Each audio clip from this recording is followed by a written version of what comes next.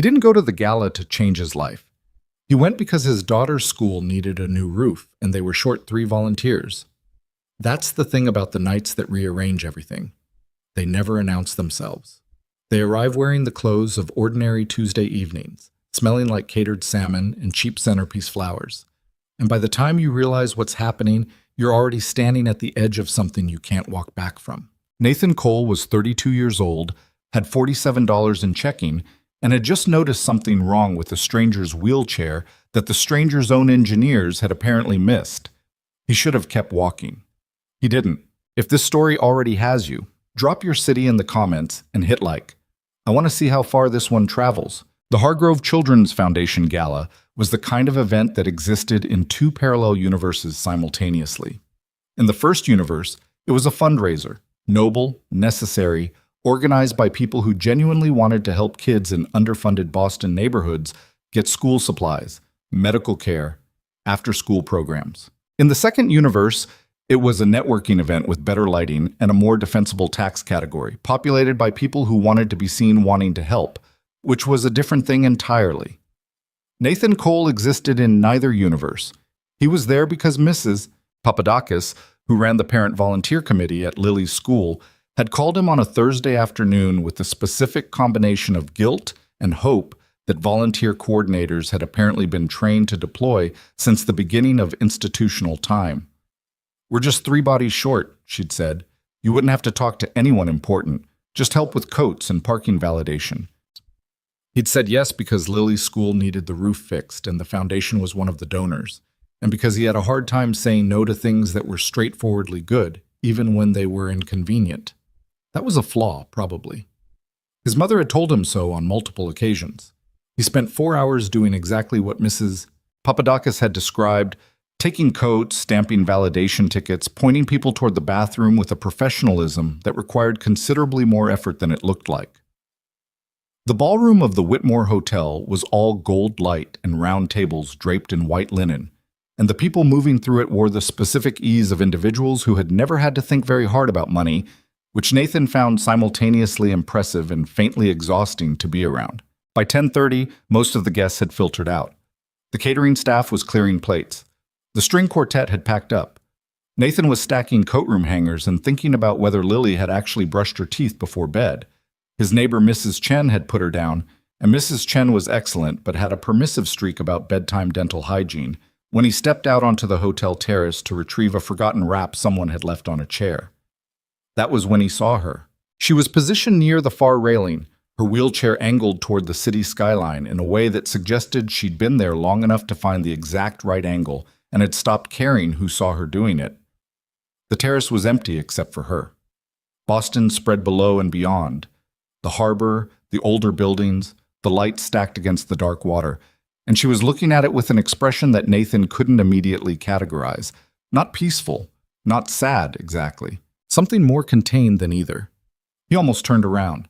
He had the forgotten wrap in his hand, which meant his job was technically done, and there was something in the deliberateness of her positioning, the distance she'd put between herself and the door, that said she wasn't there because she'd gotten lost. But then he got closer, because his route back inside ran past her, and that's when he saw the wheelchair. He'd been repairing mobility equipment for 6 years. He'd started doing it because the shop where he'd worked briefly after his daughter was born needed someone with patient hands and mechanical intuition, and he discovered that he was good at it. Good in the way that had nothing to do with formal training and everything to do with being able to look at something and understand how it was supposed to move and how it was actually moving, and what the difference between those two things meant. He'd learned the job properly over time, taken the certifications, built a small client base, and now ran a one-man operation out of a rented workspace in Dorchester that was too cold in winter and too hot in summer, and was, if he was honest with himself, the best professional situation he'd ever been in.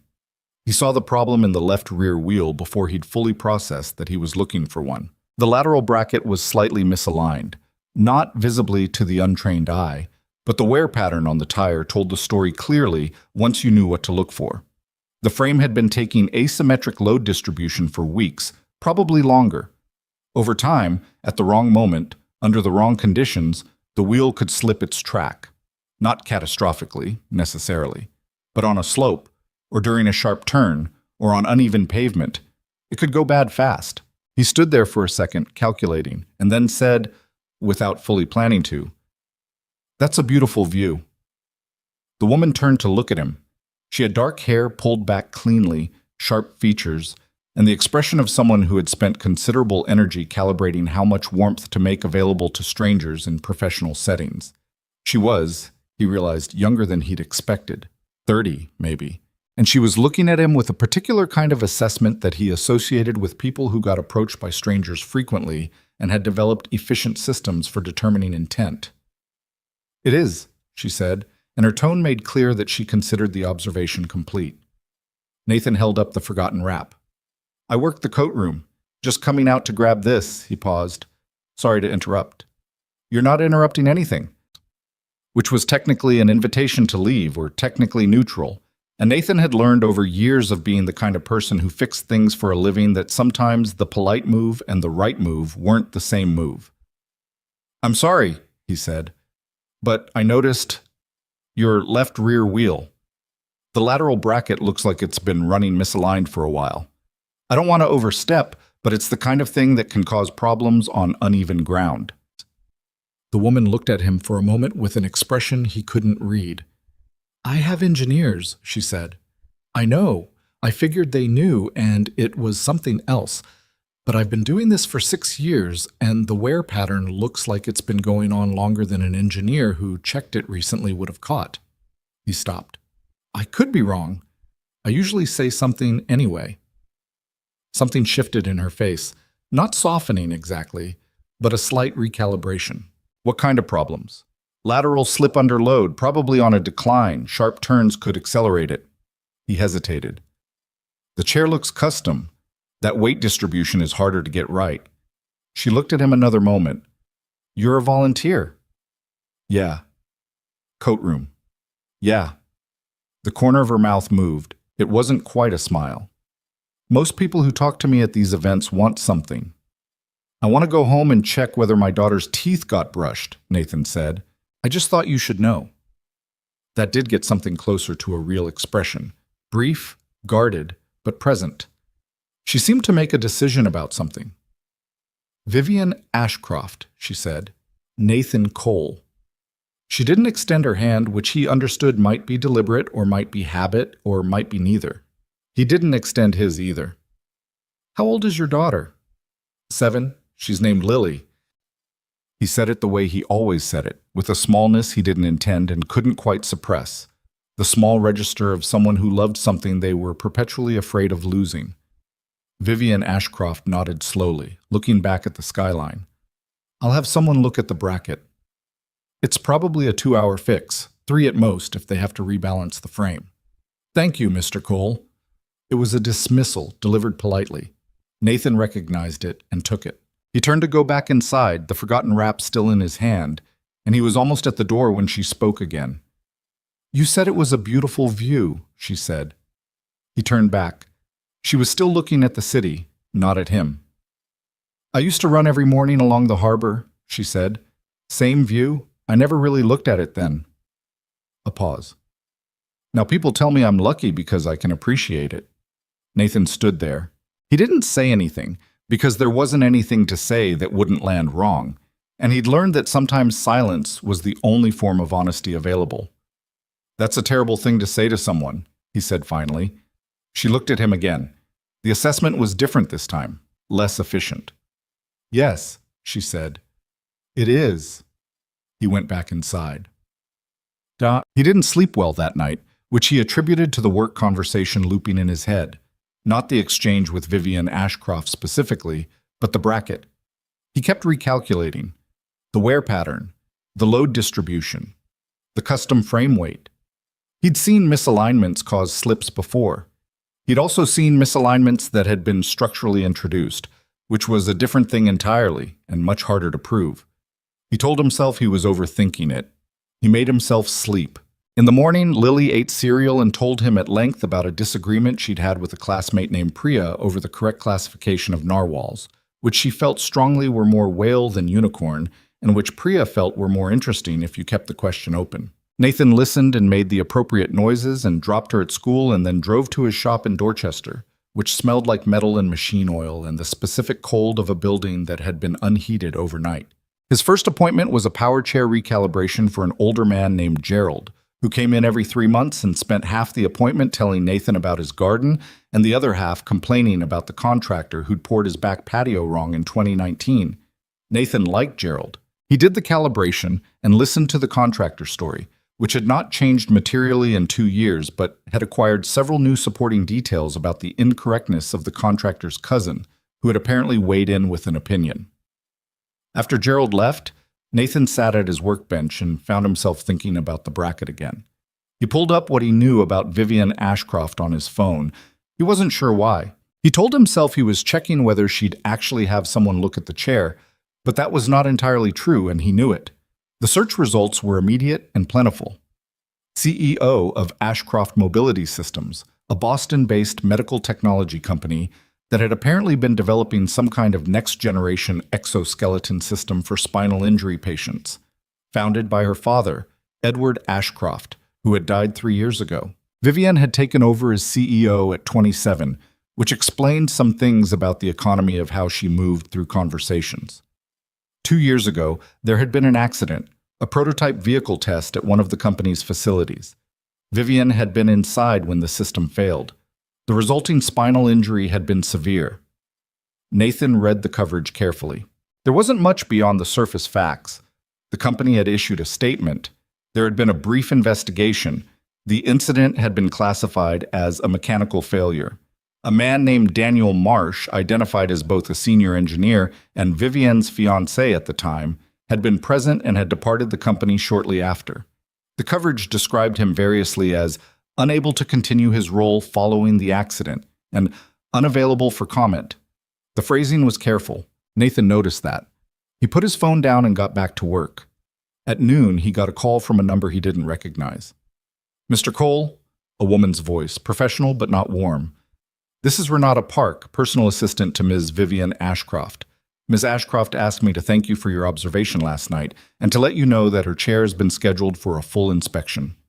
"Good," Nathan said. "That's good. She also mentioned you'd provided your name and mentioned your shop. She wanted me to confirm that the inspection service would be performed by your business." Nathan paused. "I'm a one-man shop." "Yes. Ms. Ashcroft's preference is that you perform the inspection personally." He thought about the bracket. He thought about the wear pattern that looked longer established than it should have been if anyone had been checking the chair properly. "Tell her I can be available Thursday afternoon," he said. "But I'll need access to the original specifications if the chair is custom." A pause on the other end. "I'll pass that along." He went back to work, but the thing that had been pulling at the edge of his attention since last night had gotten louder. A custom chair. An accident 2 years ago, classified as mechanical failure. A fiancé who disappeared quietly. A bracket that showed wear inconsistent with the age of the damage, in a chair maintained by engineers who should have caught it. He told himself these things didn't necessarily connect. He was good at telling himself things. He'd been doing it since Lily was born, and the woman who was supposed to be her mother decided that what she actually wanted was a different life in a different city, and Nathan had held a 10-day-old infant in a cold apartment in Dorchester and told himself that the two of them were going to be fine. He'd been wrong about a lot of things, but that particular thing had turned out to be true. He was less sure this time. Thursday afternoon, he loaded his tools and drove to the Ashcroft Mobility Systems headquarters in the Seaport District, which was the kind of building that said money without particularly trying, which was the most expensive way of saying money. The lobby had the specific atmosphere of a place that took itself seriously for defensible reasons. There were display cases along one wall showing prototype mobility devices in various stages of development and framed technical drawings that had been made beautiful through design rather than accident. Nathan looked at them while he waited and thought that whoever did the R&D here actually understood what they were building, which was not always the case. Vivian Ashcroft came out to meet him herself, which he hadn't expected. She looked different in daylight, in her own building. More contained, maybe, or not contained exactly, but she wore the space differently here. The terrace version of her had been doing something private. This version had the surface composure of someone who had learned to function at high performance in front of people who were watching carefully for signs that she shouldn't be in charge. "Mr. Cole," she said, "thank you for coming." "Nathan's fine." A slight pause. "Nathan." She said it neutrally, assessing whether it changed anything. "My car is in the garage on level 2. Renata will bring the original specifications. I'll need to see the maintenance records too, if you have them." Something crossed her face. "I do, though they're somewhat irregular over the past year." "What does that mean?" "It means I was told the chair was being serviced regularly by the company's equipment team. I recently discovered the logs don't reflect that." She said it flatly, without visible anger, which Nathan found more telling than anger would have been. Anger was immediate. That kind of flatness came from having had time to absorb something and having decided what to do about it. "When did you find out?" he said. 3 weeks ago." She looked at him steadily. "About the same time, 3 members of my executive board began suggesting that perhaps the demands of running the company had become too much for me." Nathan looked at her. "That's a lot of things happening at once." "Yes," said Vivian Ashcroft. "It is." She led him toward the elevator. She moved the chair with the efficiency of someone who had recalibrated completely and refused to let the recalibration show as loss. Nathan fell in beside her, carrying his tools, and didn't say anything else. In the garage, he spent an hour going over the chair with the specificity that the original observation deserved. He documented everything. The bracket misalignment was worse than he'd assessed by feel alone. The angle was precise enough that it had to have been introduced deliberately, which was a thing he kept having to tell himself wasn't what it looked like, and kept failing to convince himself of. He found 2 other issues.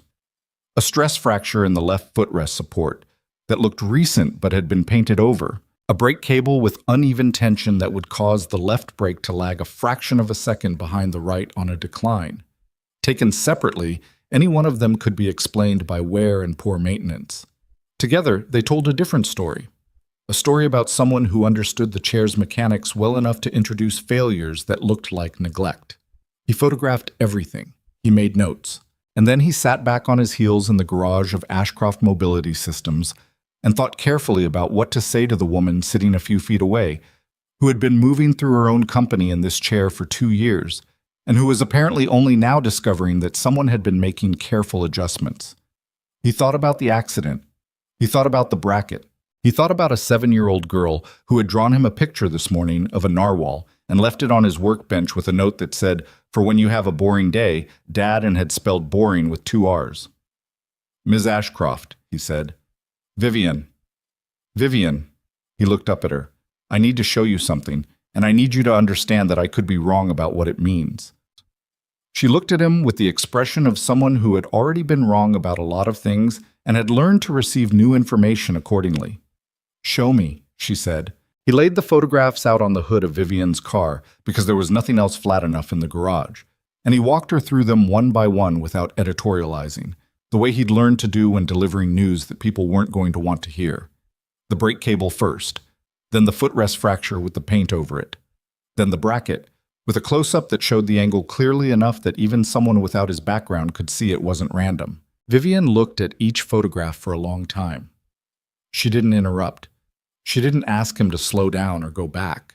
She was the kind of person who processed information by going very still, and she was very still now. When he finished, the garage was quiet except for the ambient hum of the building's ventilation system and the distant sound of a car on an upper level. "The paint on the footrest," she said finally. "That was done after the chair was serviced. The paint's recent, 3, 4 months maybe. The fracture under it is older, but not much older. Someone introduced the fracture and then covered it. Not to hide it from you specifically, to hide it from anyone who looked at the chair casually. My team checks the chair visually every month. A visual check wouldn't catch it. You'd need to remove the support panel. Nobody does that in a routine check." She was quiet again. Nathan watched her and did not fill the silence. He'd learned that too, that there was a particular kind of silence that needed to finish itself, and interrupting it was a form of disrespect. "How long," she said, "would someone need to know this chair's specifications to introduce these specific failures?" "They'd need the engineering drawings. or they'd need access to the chair itself over time with enough privacy to work carefully. He paused. This isn't improvised. Whoever did this understood the load distribution and the mechanical tolerances. They knew exactly how much damage was enough to create a risk without creating something obvious. She looked at the photograph of the bracket for another few seconds. Then she looked up at him with an expression that was not fear and was not anger and was something quieter and more dangerous than either. I need you to be wrong, she said. I know. But you're not. No, Nathan said. I don't think I am. She put the photographs down on the hood of the car in a neat stack and was quiet for a moment. Then, I had a meeting last Tuesday with my COO, my CFO, and 2 board members. They presented a proposal for a strategic acquisition by a company called Meridian Global, a European technology firm. She paused. They framed it as a rescue. The language they used was, the company needs leadership with the energy and resources to take it to the next level. Nathan didn't say anything. My exoskeleton program is 18 months from market certification. The data is extraordinary. Meridian Global's primary business is defense contract manufacturing and licensed resale of medical patents. She looked at him steadily. If they acquire Ashcroft Mobility, the exoskeleton program doesn't go to market. It gets licensed and shelved or redirected. The people it was built to help never see it. How much is Meridian offering? Enough that 3 board members think it's a better outcome than waiting 18 months for market revenue. Her voice stayed flat. Enough that someone apparently decided 2 years ago that the best way to make the acquisition inevitable was to remove me from the decision-making position. The weight of what she was describing settled into the garage like a third presence. Nathan thought about the accident. He'd read the coverage twice the night after the gala, and then again Thursday morning before driving over. And the more he thought about it, the more the language bothered him. The careful phrasing, the classified as mechanical failure conclusion, the quiet departure of a man who'd apparently been close enough to Vivian to be engaged to her. He said, carefully, the accident 2 years ago. Something moved across her face, a controlled flinch, almost imperceptible. What about it? What was the prototype vehicle? She looked at him with the expression of someone calculating how much to say and to whom. He understood it. He was a man she'd met 4 days ago at a charity gala while he was validating parking tickets. He had no credentials that mattered here, no position, no institutional authority. He was nobody, professionally speaking, in the context of whatever she was dealing with. A testing platform, she said slowly. For the early exoskeleton interface system, it was a vehicle-mounted rig, the exoskeleton prototype connected to an automated mobility platform to test load response and directional calibration. We were running indoor trials. A pause. The platform accelerated beyond its programmed parameters and failed to stop. I was in the connection harness. What was the official finding? A cascade failure in the braking firmware. A software error that the investigation attributed to insufficient code review before the trial was approved. She said it like someone reciting a statement they'd given many times. Daniel, my fiancé at the time, was the lead engineer on the firmware. The investigation found no evidence of deliberate tampering, but it found significant procedural failures on the part of the engineering team. He left the company after. He left everything. Something shifted in her voice. Not grief exactly, but the scar tissue over something that had been grief once. He sent me one letter 6 weeks after, said he couldn't be around what had happened, said he was sorry. She paused. I believed him for 2 years. I had no reason not to. And now? She looked at the photographs again. Now I have a chair with deliberate mechanical sabotage and 3 executive board members recommending I step down, and an acquisition offer from a company that would benefit enormously from the failure of my exoskeleton program. She looked up. Now I have a great deal of things I'd like to understand differently. Nathan was quiet for a moment. He thought about what he was about to say, and whether it was his place to say it. He thought about Lily drawing narwhals. He thought about the bracket and the paint over the fracture, and the careful precision of damage that was designed to look like neglect. The access card, he said. The one from the gala. You said Renata Park would have it. Vivian's expression shifted slightly. What about it? You lost it at the gala. I lose things occasionally. The chair doesn't have external storage. Things fall. A pause. It was my executive access card. It opens my private office, the R&D lab on the 4th floor, and the server room. When did you realize it was missing? She was very still. The morning after the gala. Nathan looked at her. I found it, he said. On the terrace, after you went back inside. I've had it since Wednesday morning. He reached into his jacket pocket and held it out. I was going to mail it, and then you called about the chair. She took the card and looked at it for a moment. Then she looked at him with an expression that was very different from the one she'd aimed at him on the terrace 4 nights ago. Did anyone else see you find it? No, the terrace was empty. She turned the card over in her hand. Our building security logs every use of these cards electronically. Timestamp, access point, duration.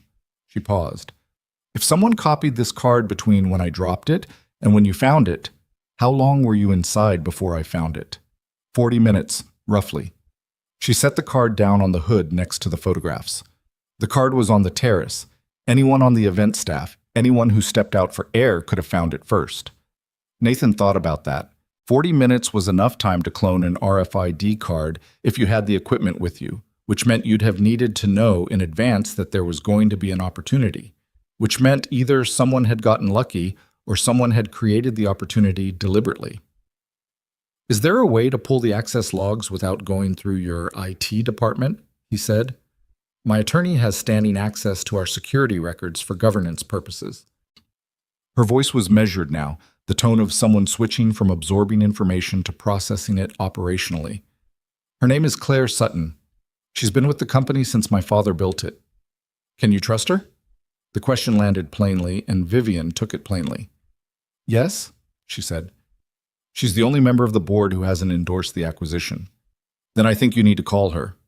Vivian looked at him for a long moment. He could see her deciding something, not about the card or the logs or the acquisition, but about him. About whether a man she'd met at a charity gala who repaired wheelchairs for a living was someone she could use as a sounding board for something that could unravel a 2-year corporate conspiracy. He understood the calculation.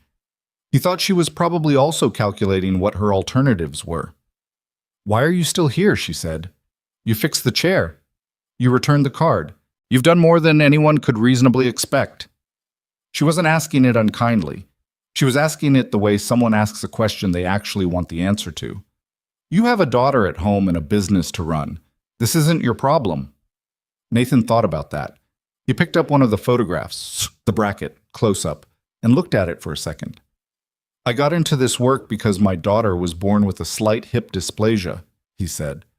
Nothing severe, but she needed a mobility aid for about 2 years while she was small, and I spent a lot of that time being scared that the equipment wasn't right, that I wasn't checking it correctly, that I was missing something. He set the photograph down. I started learning the equipment because I needed to understand it to not be scared. And then it turned out I was good at it, and it helped people, and that seemed like a reasonable way to spend a working life. He looked at her. Someone deliberately damaged your chair. Someone with access to your engineering specifications and enough time to do it carefully. That's not a maintenance failure. That's a decision somebody made about what your body was worth to them. A pause. That bothers me more than I can articulate in a parking garage. Vivian looked at him for another moment. Something shifted behind her eyes. Not softening, but a different quality of attention. Like she was seeing him at a slightly different resolution than she had been. My father used to say that the only people who can afford principles are the people who don't have much to lose, she said. He said it as a criticism of himself. He thought he'd gotten too comfortable. Sounds like he was wrong about that. He was wrong about a lot of things. He was also right about a lot of things. It's very annoying. She picked up the photographs and stacked them neatly. I'll call Claire. Mat Papas. Claire Sutton was 61, silver-haired, and had the bearing of someone who had spent 4 decades in corporate law and had very few illusions left about how institutions behaved when money got serious. She met them in Vivian's private office on the 18th floor, which Vivian had swept for listening devices before Claire arrived, something she mentioned with a flatness that suggested it had recently become a standard precaution rather than a paranoid one. Nathan sat in the corner with his coffee going cold and mostly listened while Vivian walked Claire through what he'd found in the garage. Claire looked at the photographs with the systematic attention of someone who had learned to read evidence rather than react to it, and she did not say anything until Vivian had finished. "How long have you known about the maintenance logs?" Claire said. 3 weeks. "You didn't tell me 3 weeks ago." "I didn't know what I was looking at 3 weeks ago. I thought it was negligence." Claire looked at Nathan. "And you are?" "Nathan Cole. I repair mobility equipment. I was volunteering at the gala. Renata mentioned you." Claire considered him for a moment with the same efficient assessment Vivian had used on the terrace, though Claire's version had a legal texture to it. She was not deciding whether he was trustworthy so much as deciding how much of what she knew she could say in front of him. "Vivian trusts you." "She has no particular reason to," Vivian said. "But he's the one who saw the bracket in the dark on a hotel terrace, and his read on the chair is consistent with what I independently suspected after I found the maintenance records, and I don't have a lot of other options right now." Claire accepted this with the pragmatism of someone used to working with available resources. She pulled a slim tablet from her bag. "The security logs," she said. "I pulled them this morning after Vivian called before I came over." She set the tablet on the desk and turned it toward them. "Executive card access. Last 3 months."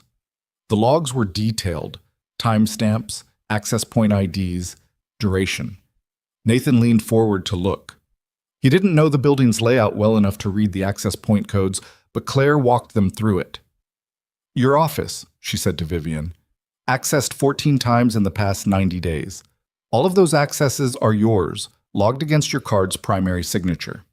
She scrolled. "The R&D lab on 4. Accessed 31 times. Yours, plus 8 authorized engineering staff." She paused. "The server room. Accessed 6 times. 4 of those are yours. The other 2... She stopped. "What?" Vivian said. "The other 2 access events are logged with your card signature, but the timestamps are from nights you weren't in the building. A Tuesday, 11:42 p.m., and a Thursday, 12:17 a.m. She looked up. "Security footage for the server room shows..." Another pause. "The footage for those 2 nights is corrupted. File error logged at the system level, both nights." The 3 of them sat with that for a moment. "Someone cloned the card," Nathan said, "and knew enough about the security system to corrupt the footage without corrupting the surrounding logs, which would have triggered an automatic flag." "That requires direct access to the security infrastructure," Claire said, "not the kind of access a random employee would have." She looked at Vivian. "This is someone who knows the building's systems." "Adrian knows every system," Vivian said. The name landed differently than other names had. Claire's expression shifted. Not surprise, but the particular settling that happens when a suspicion becomes a shape. "Tell me why," Claire said. "Because Adrian Locke has been my COO for 4 years, and before that he was my father's COO for 6, and he is the single person in this company who could have orchestrated a boardroom push, accessed the security infrastructure, and understood the exoskeleton program's value well enough to know what Meridian would pay for it." She said it levelly, but Nathan heard what was underneath it. Not just professional betrayal, but something older and more personal. Adrian Locke had been her father's hire, which meant this had been building since before Edward Ashcroft died. "He's also the one who approved the maintenance schedule for my chair." Nathan thought about that chain of connections and what it meant for the accident 2 years ago. He thought about Daniel Marsh, the engineer, the fiancé, the man who'd sent one letter and then disappeared. The investigation had found procedural failures on the engineering team, the lead engineer, the man who, if someone had wanted a convenient explanation for a firmware failure, would have been the most convenient person to blame.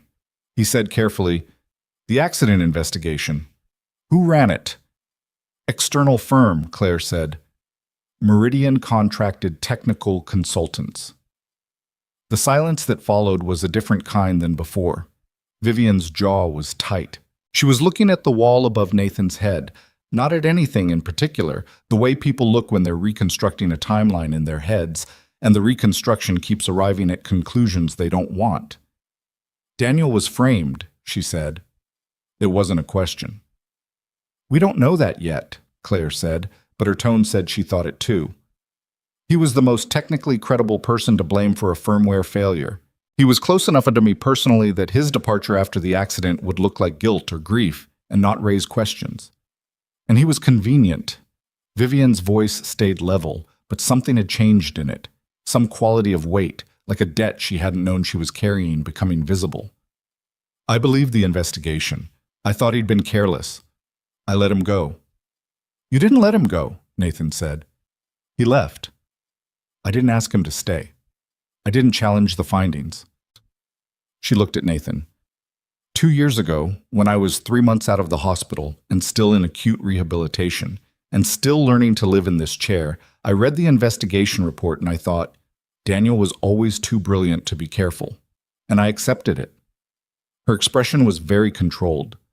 I accepted it because accepting it was easier than the alternative, which was sitting in that hospital room and considering that the people around me had done this deliberately. Nathan didn't say anything. There wasn't anything useful to say. We need the original prototype's black box, Claire said. If the accident was engineered, the vehicle data recorder would show anomalies inconsistent with a spontaneous firmware failure.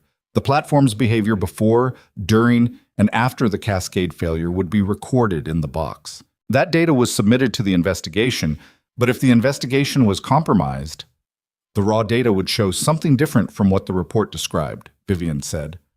Where is the original prototype? Nathan said. Vivian looked at him. Stored. One of our secondary testing facilities in Quincy. Equipment from discontinued trials is kept for 3 years before disposal. A pause. The prototype was never formally decommissioned because the program was suspended, not canceled. It should still be there. Does Adrian know that? Adrian knows where every piece of equipment in this company is stored. She picked up her phone. But he doesn't know that we know what we're looking for. Claire reached over and put her hand briefly on top of Vivian's, a gesture that was not particularly warm, but was present in a way that mattered. Don't move yet, she said. If he's watching the access logs, and if he's sophisticated enough to compromise the server room footage, he's watching the access logs. Any request for the Quincy facility would flag. Then how do we get there? We don't file a request, Claire said. She looked at Nathan. An independent contractor performing equipment assessment wouldn't go through the standard facility request system. They'd go through the Safety and Compliance Office, which is a separate access pathway. She was very deliberate about where she was looking. If someone had a reason to assess stored equipment for safety disposition review, Nathan understood what she was suggesting. He thought about it. He thought about what he was being asked to walk into, which was a secondary testing facility controlled by a company whose COO had apparently been running a 2-year scheme that had included disabling a vehicle with a person inside it. He thought about Lily and the narwhal drawing and the $47 in his checking account, and the practical reality of being a one-man operation with a shop lease due in 6 weeks. I'd need access credentials, he said, and I'd need a legitimate reason to be there that holds up if anyone checks. The Safety and Compliance Office can issue a routine disposition assessment request, Claire said. I have signing authority. It would show up in the system as standard equipment review, the kind of thing that happens routinely when trial equipment reaches the end of its retention period. She paused. The prototype's 3-year retention period ends in 11 days. So the timing is defensible. The timing is perfect, Claire said, which is either fortunate or something else. Nathan looked at Vivienne. She was watching him with the same expression she'd had in the garage, not asking him to do anything, not framing it as a favor, just watching to see what he decided. I'll need the equipment specs, he said, and I'll need to know what the black box housing looks like so I can identify it if it's not labeled. Vivian pulled a folder from her desk drawer. She'd had it ready, he realized, before the meeting even started, and slid it across to him. I had Renata pull the technical documentation this morning, she said, after I called Claire. He looked at the folder. Then he looked at her. You already knew you were going to ask me this. I was hoping I wouldn't have to, she said, but no, I'm not surprised we're here. He opened the folder. The black box was a matte gray unit, roughly the size of a hardcover book, housed in a shock-resistant casing with a specific port configuration on the lower face. He studied it for a moment, committed the shape to memory, and closed the folder. Thursday, he said. I have an 8 o'clock appointment, so mid-morning works. I'll have the credentials ready Wednesday evening, Claire said. Nathan finished his cold coffee because wasting coffee felt wrong regardless of context, and set the cup down and stood up. He looked at Vivian, who was watching him with an expression that was not gratitude exactly, or was gratitude in something that complicated gratitude, which was the look of someone unaccustomed to being helped without an agenda. "My daughter gets out of school at 3:15, he said. "I'll be done by 2. "I'll make sure Renata validates your parking," Vivian said. He picked up his jacket and his tool bag. At the door, he paused. Something had been sitting at the edge of his attention since the garage, since she'd said Daniel's name the first time, and he hadn't said it because it wasn't his place and he wasn't sure it was useful. But he thought about what she'd carried for 2 years, the version of events she'd been handed and had no reason to question. And he thought honesty mattered more than tact. "The letter he sent you," Nathan said. 6 weeks after. "You still have it?" Vivian looked at him. "Yes." "Hold on to it." He paused. "If someone was careful enough to run an investigation the way you're describing, they might have also made sure his exit looked right. A letter saying sorry from a man who'd been told his career and his relationship were both over and who had no way to prove otherwise. That's not guilt. That's someone who'd been maneuvered into a corner and took the exit that was available." She was very still. "I might be wrong," he said. "You might be," she said. But the quality of her stillness said she didn't think so. He went down through the building's lobby, past the display cases with the prototype mobility devices and the framed technical drawings, and out into the cold October air of the Seaport district. His truck was 2 blocks over. He walked to it without hurrying, thinking about the black box and the Quincy facility, and what 11 days of retention period meant for a timeline. He also thought, briefly and without letting himself think it too long, about Vivian Ashcroft on the hotel terrace looking at a skyline she used to run past, and about the particular quality of the way she'd said, "I accepted it," which was the voice of someone who had survived something by choosing not to look at it too closely, and who was now being asked to look. He got in the truck, turned the heat on because October in Boston was not interested in Mercy, and called Mrs. Chen to confirm pickup for Lily. "She's fine," Mrs. Chen said. "We're doing puzzles.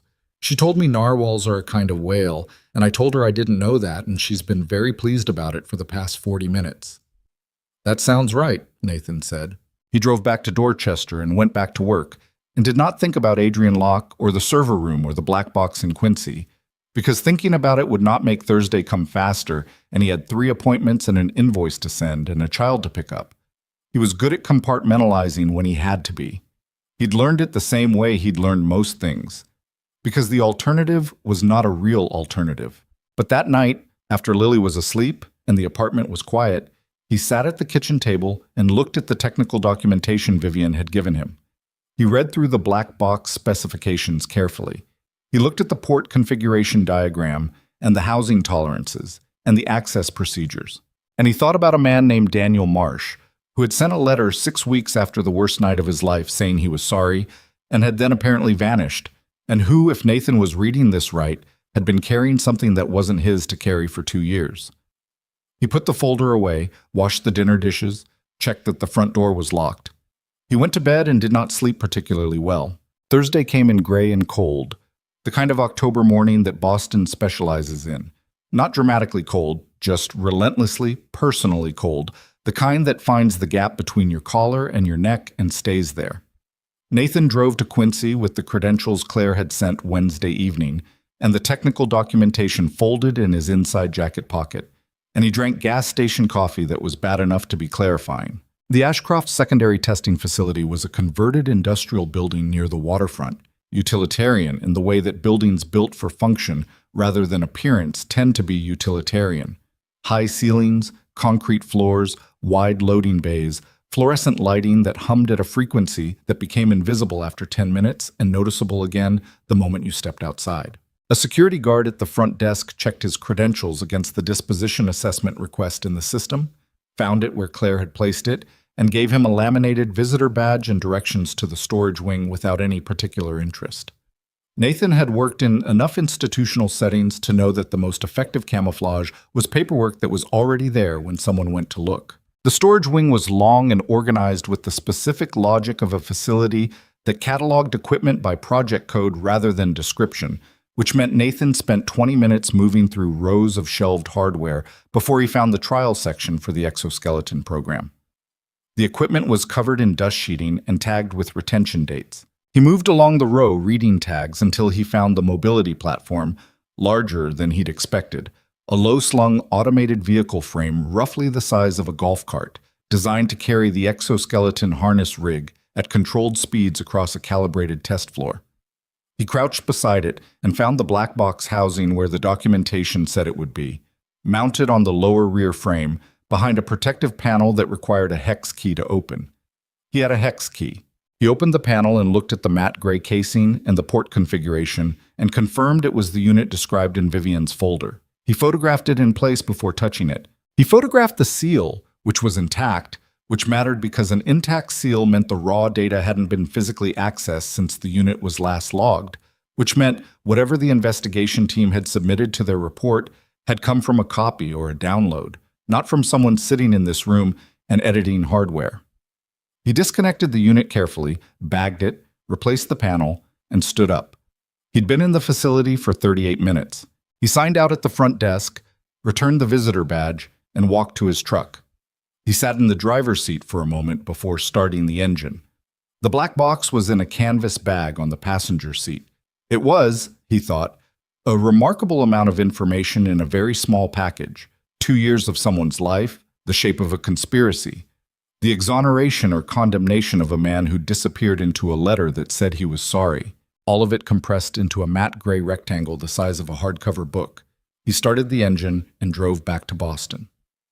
Claire Sutton had a contact at the Veritan Digital Forensics Lab on Commonwealth Avenue, a woman named Dr. Priya Okafor, who did data recovery work for law firms and had the professional disposition of someone who had spent 20 years looking at other people's worst decisions encoded in electronic storage and had developed equanimity about it.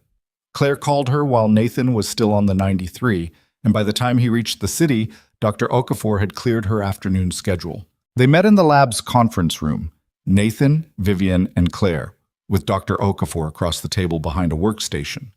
Vivian had come from the office in a car with a driver because the chair's repair was still 48 hours out, and Nathan had fixed the immediate brake issue but advised against solo navigation in the interim. She'd agreed without making it a negotiation, which told him something about where she was operating emotionally. Some part of her calibration was offline, the part that normally spent energy on self-sufficiency as a statement. She was focused on something beyond the daily performance of being fine. Dr. Okafor connected the black box through a forensic interface that prevented write operations, which meant nothing in the retrieval process could alter the source data.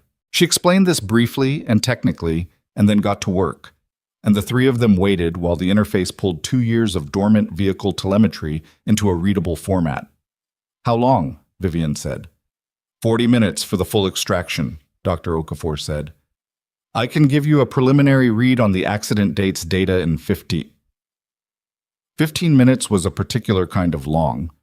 Nathan got up and found a coffee machine in the hallway and brought back cups for everyone because it was something to do that wasn't sitting and watching a progress bar. Vivian held her cup in both hands and looked at the wall. "Tell me about your daughter," she said. Nathan looked at her. "Lily? You mentioned she had a hip condition when she was small.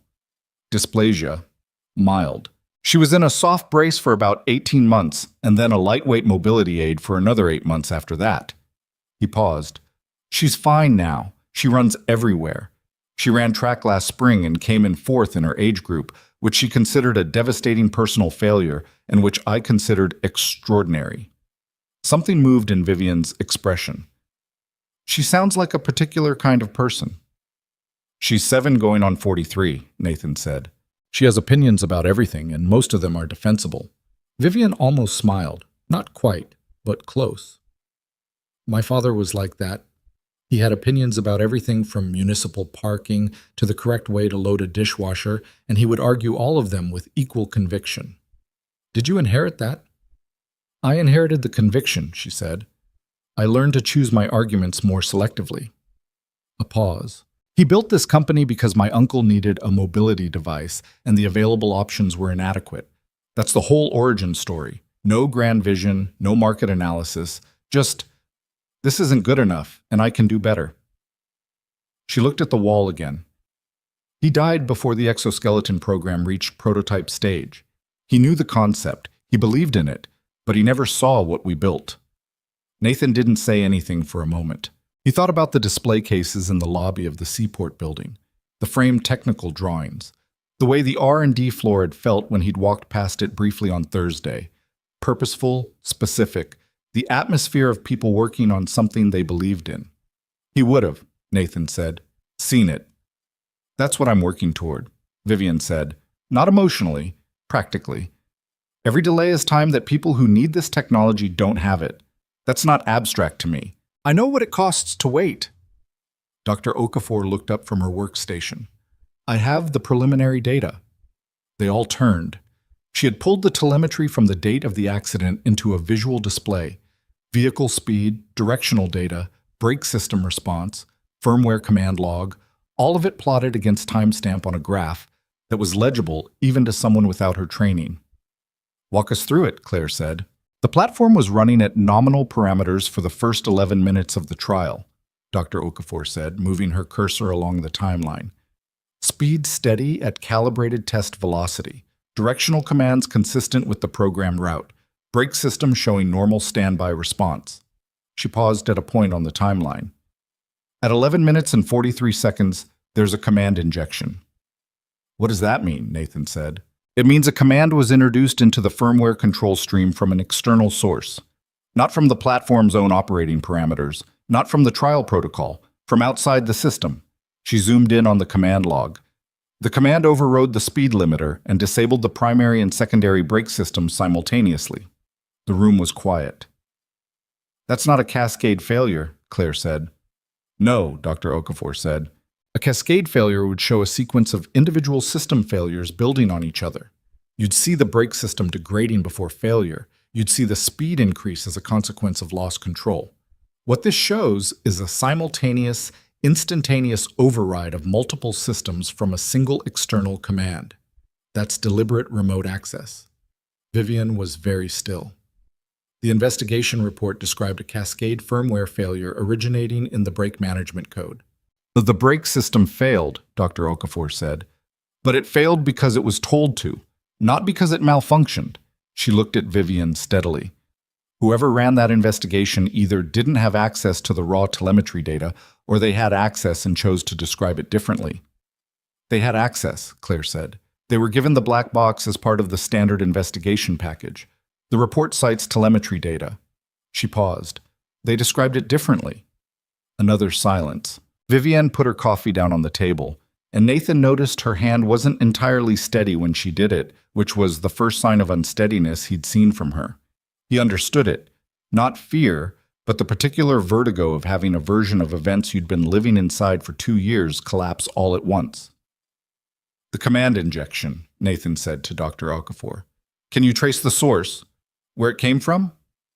The log records the origin channel, she said.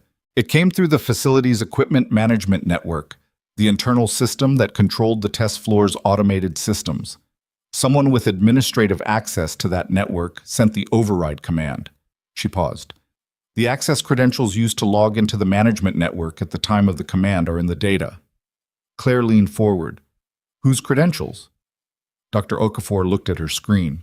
The login is registered to a user ID designated as System Administrator for the Quincy Facility Operations. She read the associated name aloud. It wasn't Daniel Marsh. The user ID was registered to Adrian Locke. The silence that followed was the kind that has weight. Nathan could hear the ventilation system and the faint traffic sound from Commonwealth Avenue, and nothing else for a long moment. Vivian said, he was at the facility that day. He attended the trial as a senior executive observer, Claire said. She was already pulling something on her own tablet. I have the attendance log from the original investigation file. He's listed as present. She looked up, which means he had physical access to the network terminals on the test floor. He was there, Vivian said. He watched. Nathan thought about that. About a man who had arranged to be present while a vehicle malfunctioned with Vivian inside it, who had stood in the facility and logged a remote command and then waited. What happened to Daniel that day? Nathan said. Vivian looked at him. He was found unconscious in the control room. They said he'd hit his head on the equipment console. The assumption was that he'd seen what was happening and panicked, lost his footing. She paused. He had a concussion. He was treated at the site and then at a hospital. He was conscious and talking by the time I was out of surgery. Someone hit him, Nathan said. It wasn't a question. Claire confirmed it anyway. If the command came from Adrian's credentials, then Daniel wasn't at the terminal, which means his unconscious state wasn't a fall. Someone needed him away from the control room before the command was sent, and needed it to look like an accident. Daniel knew something was wrong, Vivian said slowly. The letter. He said he was sorry. He said he couldn't be around what had happened. She looked at Nathan. I thought he meant the accident, his own failures. But what if he'd found the sabotage before the trial? Nathan said, and tried to stop it and didn't make it to the terminal in time. Vivian's jaw tightened. He would have tried to get to me. He would have. He knew the trial schedule. He knew I was in the harness rig. If he found something and tried to stop it and someone knocked him down before he could... She stopped. She looked at the wall for a moment. He spent 2 years thinking he'd failed me, thinking I thought he'd been careless and let me get hurt. We don't know what he was told, Claire said carefully. I know what the investigation report said, Vivian said. Procedural failure, insufficient code review, engineering oversight. His name attached to all of it. He had no institutional standing left to contest the findings. And She stopped again. I didn't call him. After the letter, I didn't call him. Nathan looked at his coffee cup. He didn't say anything because there was nothing to say to that. It was just true. And sometimes true things had to sit in a room before they could be moved. After a moment, Claire said, We need to find him. I'll look, Vivian said. Her voice was flat again, the operational register back in place. I have his last known address from the HR file. 3 years old, but it's a start. She looked at Claire. Is the telemetry data enough? For federal investigators? It's a significant piece, Claire said, but it's more powerful with corroborating financial records. If Adrian was negotiating with Meridian before the acquisition offer was formally made, if there are communications, wire transfers, anything tying him to Meridian prior to the official proposal, the financial records would be in the company's accounting system, Vivian said, which I don't access regularly because Adrian runs operations. A pause. Which he would have known. I have governance access to the financial audit trails, Claire said. I've been reluctant to use it because if Adrian is watching access logs, he's going to know something is wrong regardless, Nathan said. The black box is gone from Quincy. Even if the disposition assessment explains it officially, if someone checks the storage log and cross-references the timeline, he'll check, Vivian said. He checks everything. Then the window is shorter than we thought, Nathan said. How long before he'd notice the box is missing? If he monitors the Quincy access logs, a day, maybe 2. Claire looked between them. I need to pull the financial audit trails today. If there are communications with Meridian predating the formal acquisition offer, they'll be in the archived exchange records. She was already standing.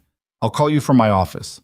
She left, and the room reconfigured itself into the smaller version, just Nathan and Vivian and Dr. Okafor, who had the professional discretion to appear absorbed in her workstation. Vivian looked at Nathan. You should go get your daughter. It's 11:30, he said. I know, but I'm saying you don't have to stay. This part is legal and financial work. You've done more than... Stop saying that, Nathan said. She looked at him. You've said it 3 times now, he said. You don't have to stay. You've done more than enough. This isn't your problem. I understand what you're doing. You're giving me an exit so that if things go wrong, you can tell yourself you didn't pull a civilian into it. He looked at her directly. But I'm already in it. The exit was available 3 days ago, and I didn't take it. And I didn't take it because what was done to you and what was done to Daniel Marsh is wrong in a way that doesn't stop being wrong because I've met my obligation. He paused. I'm not a hero. I'm just someone who can't put this down. Vivian looked at him for a long moment. Something moved in her face, complicated, and then simplified, and then just present. All right, she said.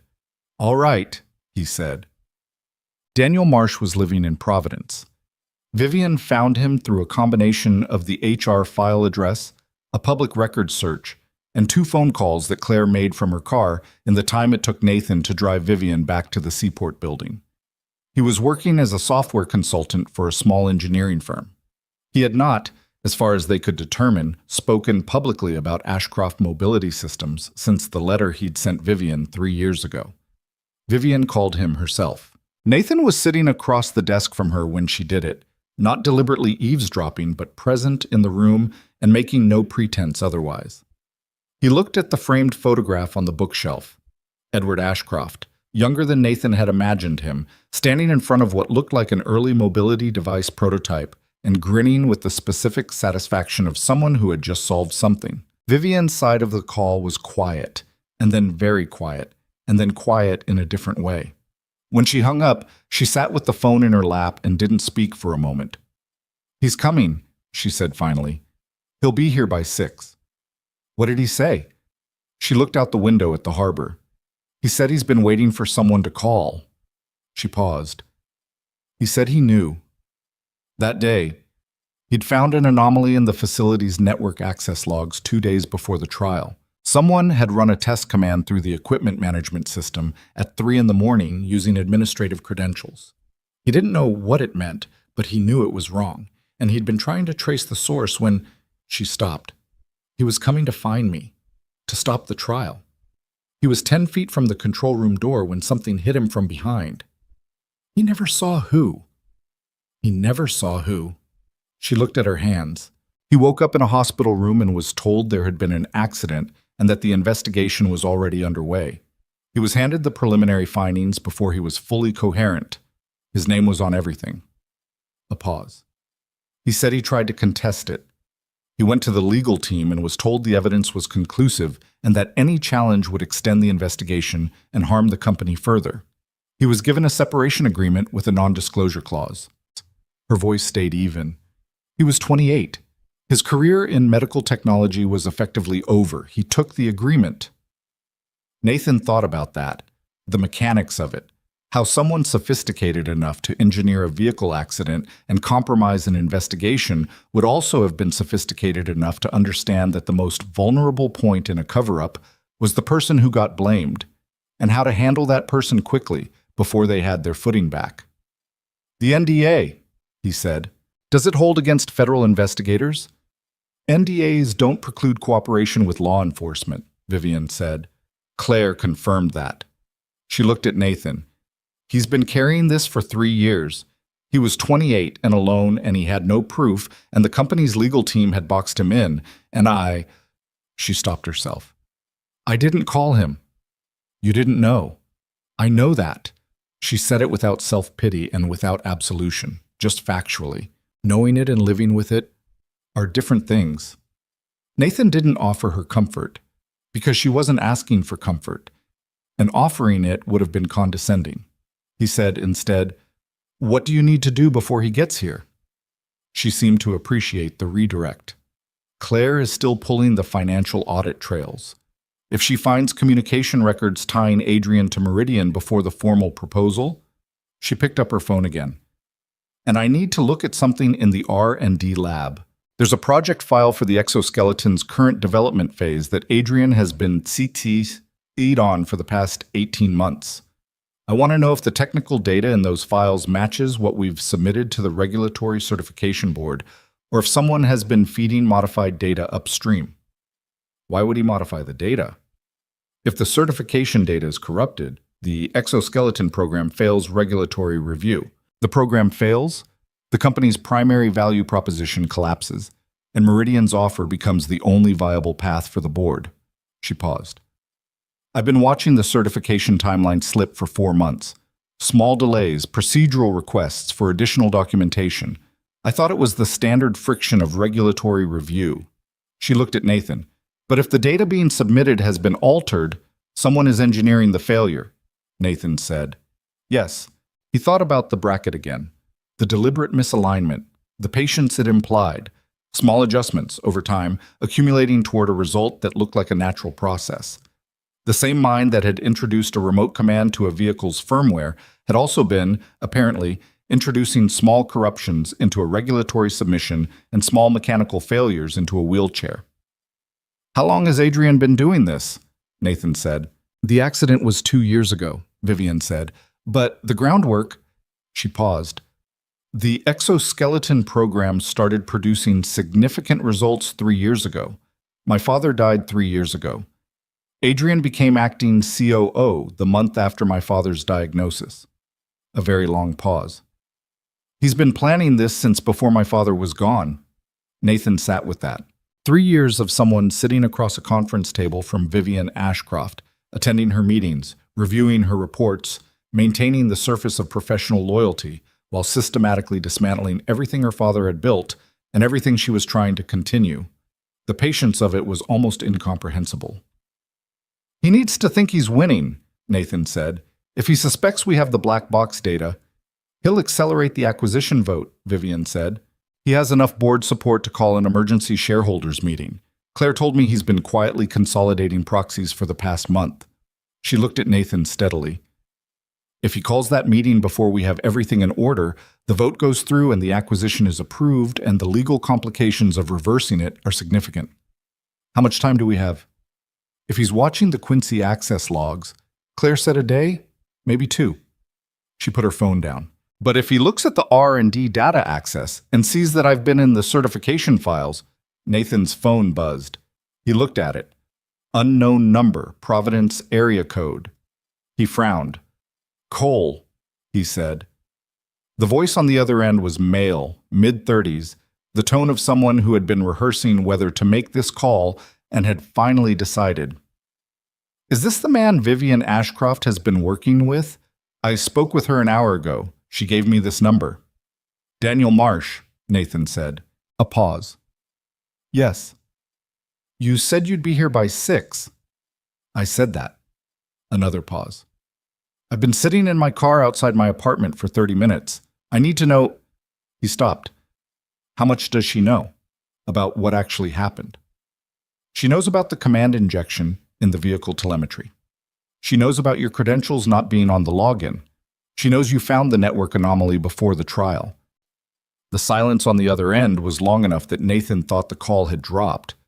"I tried to tell her," Daniel said finally. "After, when I was still in the hospital.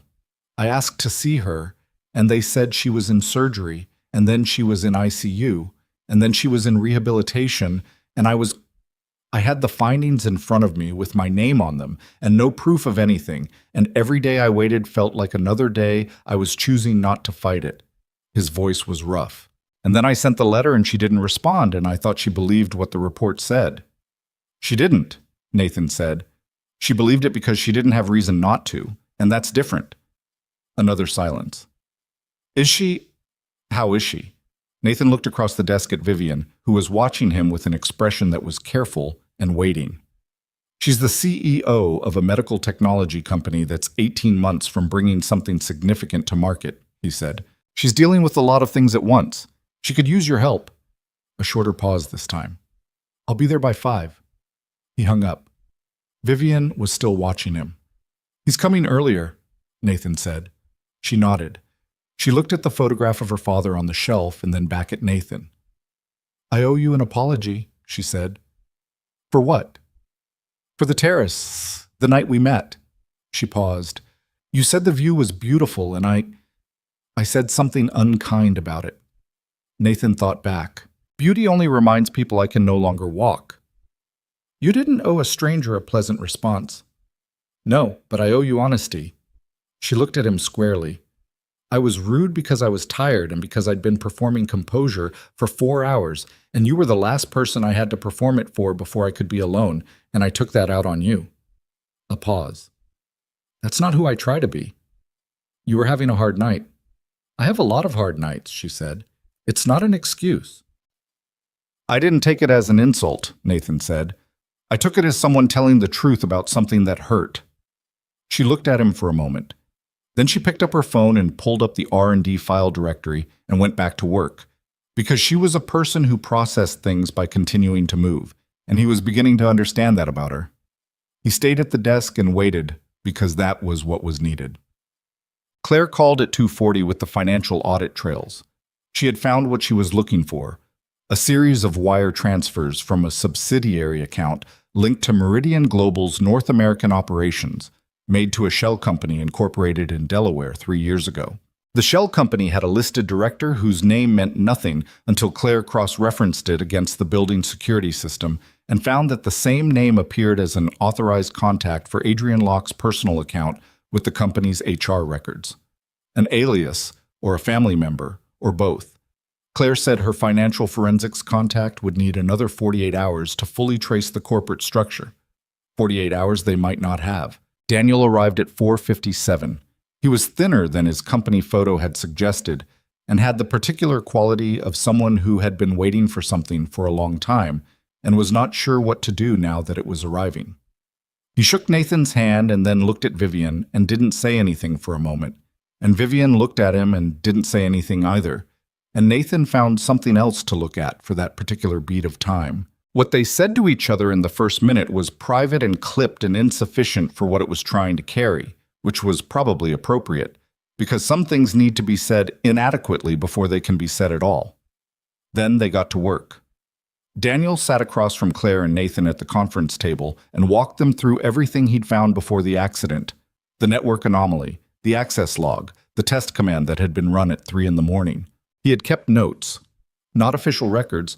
He'd been told those were company property and had surrendered them under the separation agreement, but personal notes, written the night before the trial in a notebook he'd kept in his apartment and had been carrying with him since. He slid the notebook across the table, and Claire picked it up without speaking. The command that was run at 3 a.m. was a dry test of the override protocol, Daniel said. I didn't understand what it meant at the time.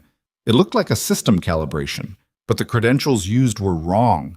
It was flagged as an administrative access, but the user behavior didn't match any of the facility's documented system administrators.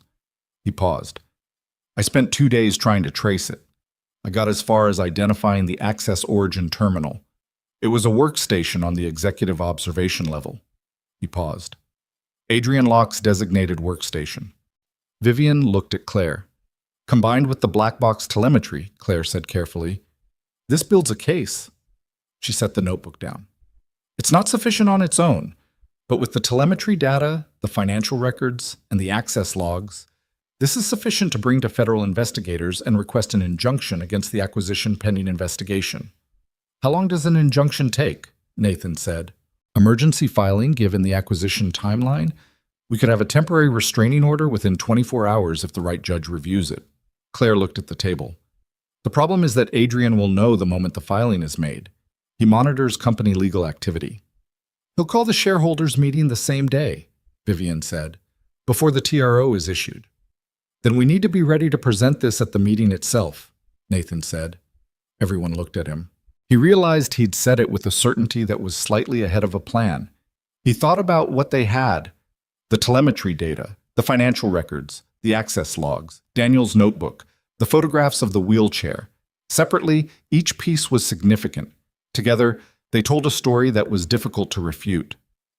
If Adrian calls the meeting, Nathan said, he'll be expecting Vivian to be on the defensive. He'll have proxies lined up. He'll have a presentation. He looked at Vivian. He won't expect you to walk in with the black box data. He'll try to discredit it, Vivian said, claim the unit was tampered with. Dr. Okafor can testify to the chain of custody, Claire said slowly. The seal was intact. The forensic interface prevented write operations. The telemetry data has an internal timestamp signature that predates any access by our team. She was thinking out loud, the legal architecture assembling in real time. It's defensible. It's more than defensible, Daniel said. The access log credentials in the black box, Adrian's user ID, is the only one that can't be attributed to normal operations. Every other administrative login that day has a corresponding facility record. His doesn't. There was no authorized reason for him to access the equipment management system remotely during an active trial. He paused. That's a specific piece. It has no innocent explanation. The room was quiet for a moment. Outside the windows, Boston was doing what it did in the late afternoon in October, the light going low and amber, the harbor darkening, the city settling into its evening posture. Nathan thought about Adrian Locke, somewhere in this building or somewhere in the city, watching access logs and monitoring legal filings and proxy counts, building toward a conclusion he'd been engineering for 3 years with the patience of someone who believed he was the most careful person in any room he entered. He thought about the bracket on the wheelchair, the careful, deliberate angle of it, designed to fail at the right moment under the right conditions. Adrian Locke was careful. He was patient. He understood systems. But he had not, apparently, accounted for a man who repaired mobility equipment in Dorchester finding a mechanical defect on a hotel terrace because he couldn't look at a chair that wasn't right and simply keep walking. Nathan's phone buzzed. He looked at it. A text from Mrs. Chen. "Lily wants to know if you're coming for dinner." I made her put the question in her own words. The original version had more opinions about your schedule. He showed it to no one and typed back, "Tell her I'll be there by 7. Tell her I'm sorry." Mrs. Chen replied, "She says okay, but she wants to hear about it." He put the phone in his pocket and looked up at the table. Claire was already drafting the emergency filing language. Daniel was cross-referencing his notebook against the financial records. Vivian was on the phone with Dr. Okafor, confirming the chain of custody documentation. He sat forward and started helping, because 7 o'clock was still several hours away and there was work to do.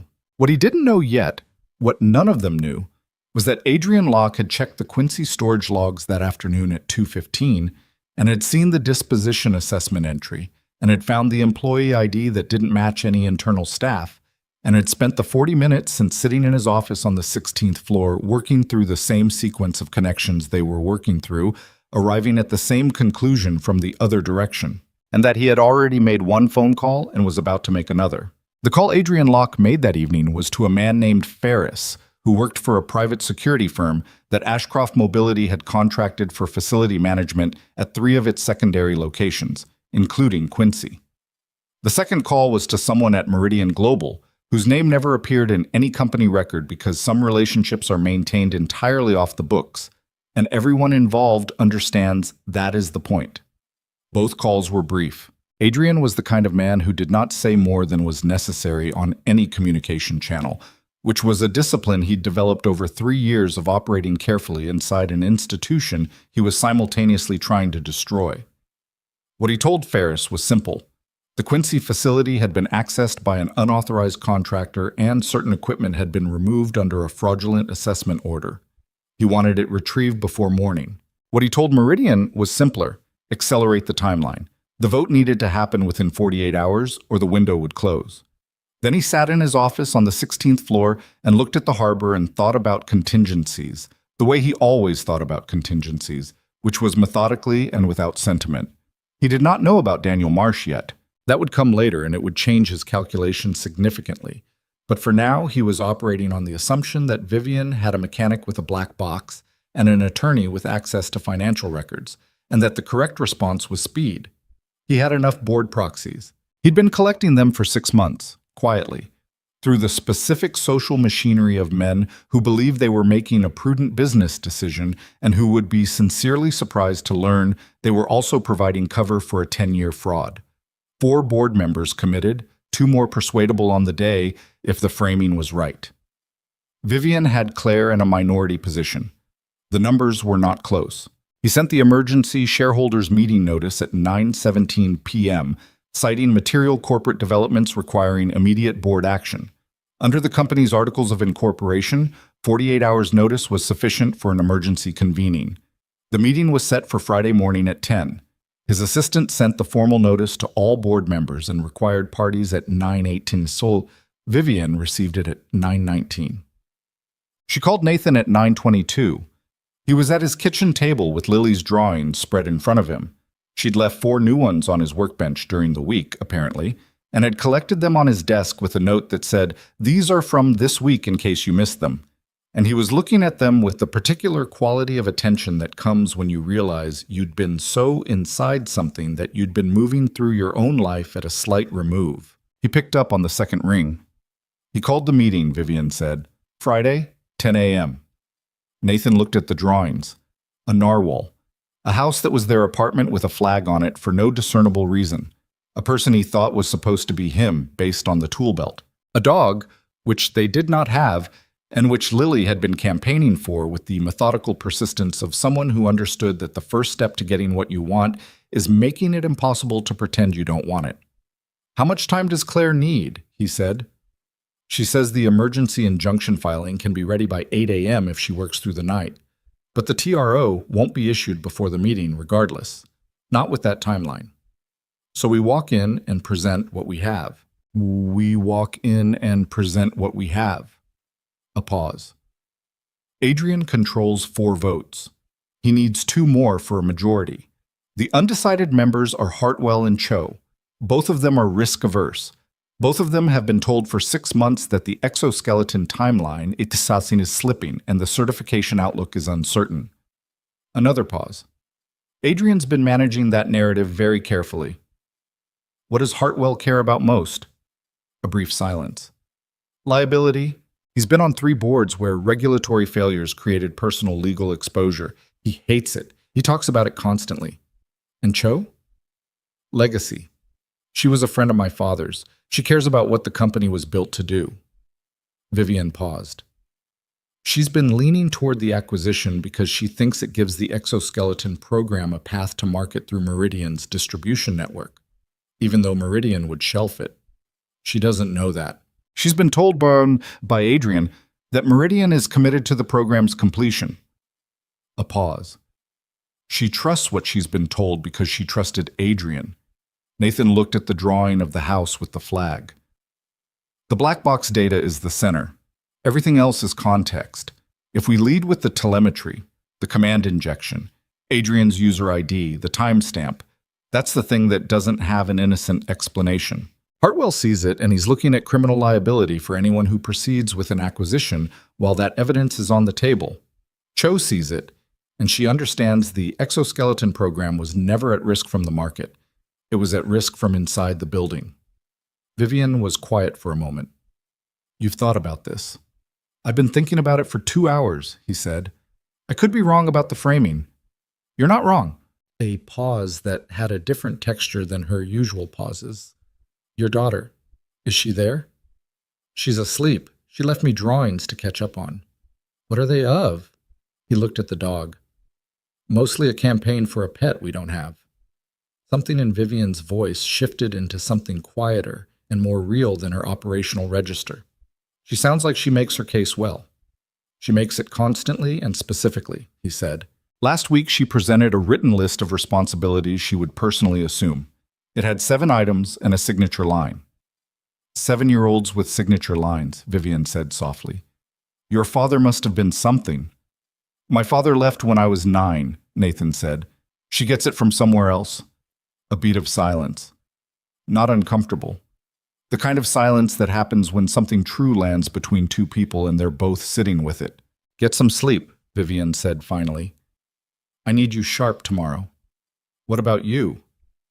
"I don't sleep well before things like this," she said. "I never have. That's not a reason not to try." "No," she said. "I suppose it isn't." Another pause. "Thank you, Nathan." For the drawings comment. He wasn't sure which comment she meant, but he said goodnight and hung up and sat for another few minutes with Lily's drawings before he put them away carefully and went to bed. He was at the Seaport building at 8:15. Claire was already there, running on no visible sleep, and the specific energy of someone who had converted stress into forward motion through long professional practice. She had the injunction filing ready, a physical binder of evidentiary documentation organized by category, and a 4-page executive summary of the evidence narrative that she'd written with the precise economy of someone who had presented complex cases to skeptical audiences for 40 years. Daniel was there too, which Nathan hadn't expected. He was standing at the window of the conference room with a coffee, looking at the harbor the way people look at things when they're trying to locate their own steadiness. "You didn't have to come," Nathan said. "I know." Daniel turned from the window. He looked like he hadn't slept either, but there was something in his face that hadn't been there yesterday. Some quality of having made a decision and being past the point of revisiting it. "I want to be in the room." "Adrian will see you." "Yes." Daniel looked at him steadily. That's the point. Vivienne arrived at 8:45. She'd dressed carefully, not formally, but with a deliberateness that communicated something without announcing it. She went through the evidence binder with Claire for 20 minutes with the focused attention of someone who was going to need to speak to every piece of it under adversarial conditions and needed to own it completely rather than just understand it. She marked 2 sections and asked Claire to reorganize the sequencing slightly, leading with the financial records before the telemetry rather than after, because the financial records established motive and the telemetry established method. And in her experience, people needed to understand why before they could fully absorb how. Claire reorganized it without argument because the instinct was right. At 9:40, they took the elevator to the top floor boardroom. The boardroom of Ashcroft Mobility Systems was a long room with floor-to-ceiling windows on the harbor side and a mahogany table that seated 16 comfortably. The board members were already arriving when Vivienne's group entered. 4 men and 3 women, ranging in age from early 50s to late 60s, all of them carrying the specific self-possession of people who sat on boards for a living and had developed professional surfaces that were difficult to read. Adrian Locke was at the far end of the table. He was 62, silver at the temples, with the groomed authority of someone who had spent decades cultivating the appearance of being the most reasonable person in any room. He looked at Vivienne when she entered, and his expression did not change, which was itself a kind of tell. He'd been managing this moment in his head and had his face ready for it. He looked at Daniel Marsh and something moved through his eyes quickly and was gone. He looked at Nathan and didn't recognize him, which was not surprising. Nathan Cole was a man who fixed equipment for a living and volunteered at charity galas and did not appear in any professional directory that Adrian Locke would have had reason to consult. He filed Nathan under service staff, which was a mistake, but it was an understandable one. "Ms. Ashcroft," Adrian said, "I'm glad you could be here, though I should note that the terms of this meeting don't require your presence." "They require it as CEO," Vivienne said, moving to her position at the head of the table. "Which I still am." "Of course," Adrian said pleasantly.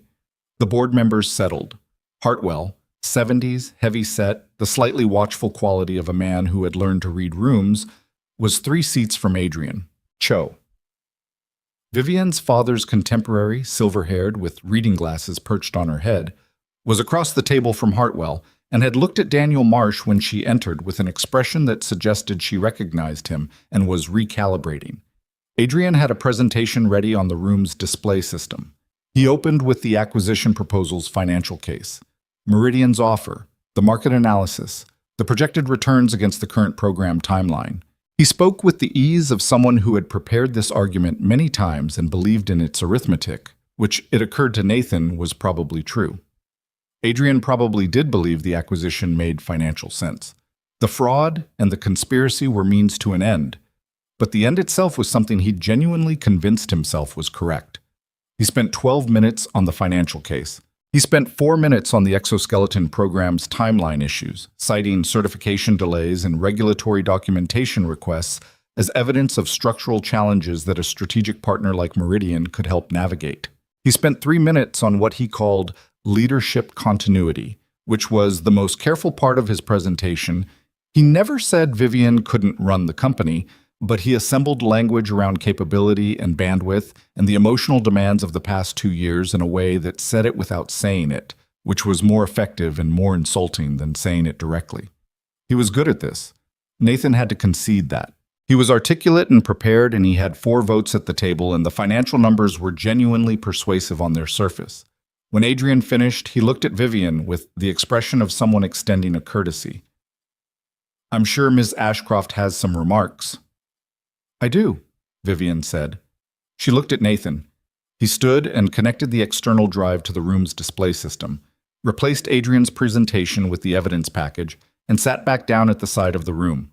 He wasn't a board member. He wasn't an attorney. He had no formal standing here and wasn't pretending otherwise. He was the person who had put the documents in order and knew where everything was, and that was sufficient. Vivienne began with the financial records. She didn't editorialize. She walked through the wire transfers, the shell company, the Delaware Incorporation records, the name that linked back to Adrian's personal HR contacts. She spoke in the even, factual register of someone presenting data rather than making an argument, and the room was very quiet as she did it. Adrian interrupted at the third slide. "These records are being presented without context," he said. "The shell company you're describing has no verified connection to me." "The verified connection is here," Vivian said, and moved to the next slide, which showed the HR file cross-reference Claire had pulled.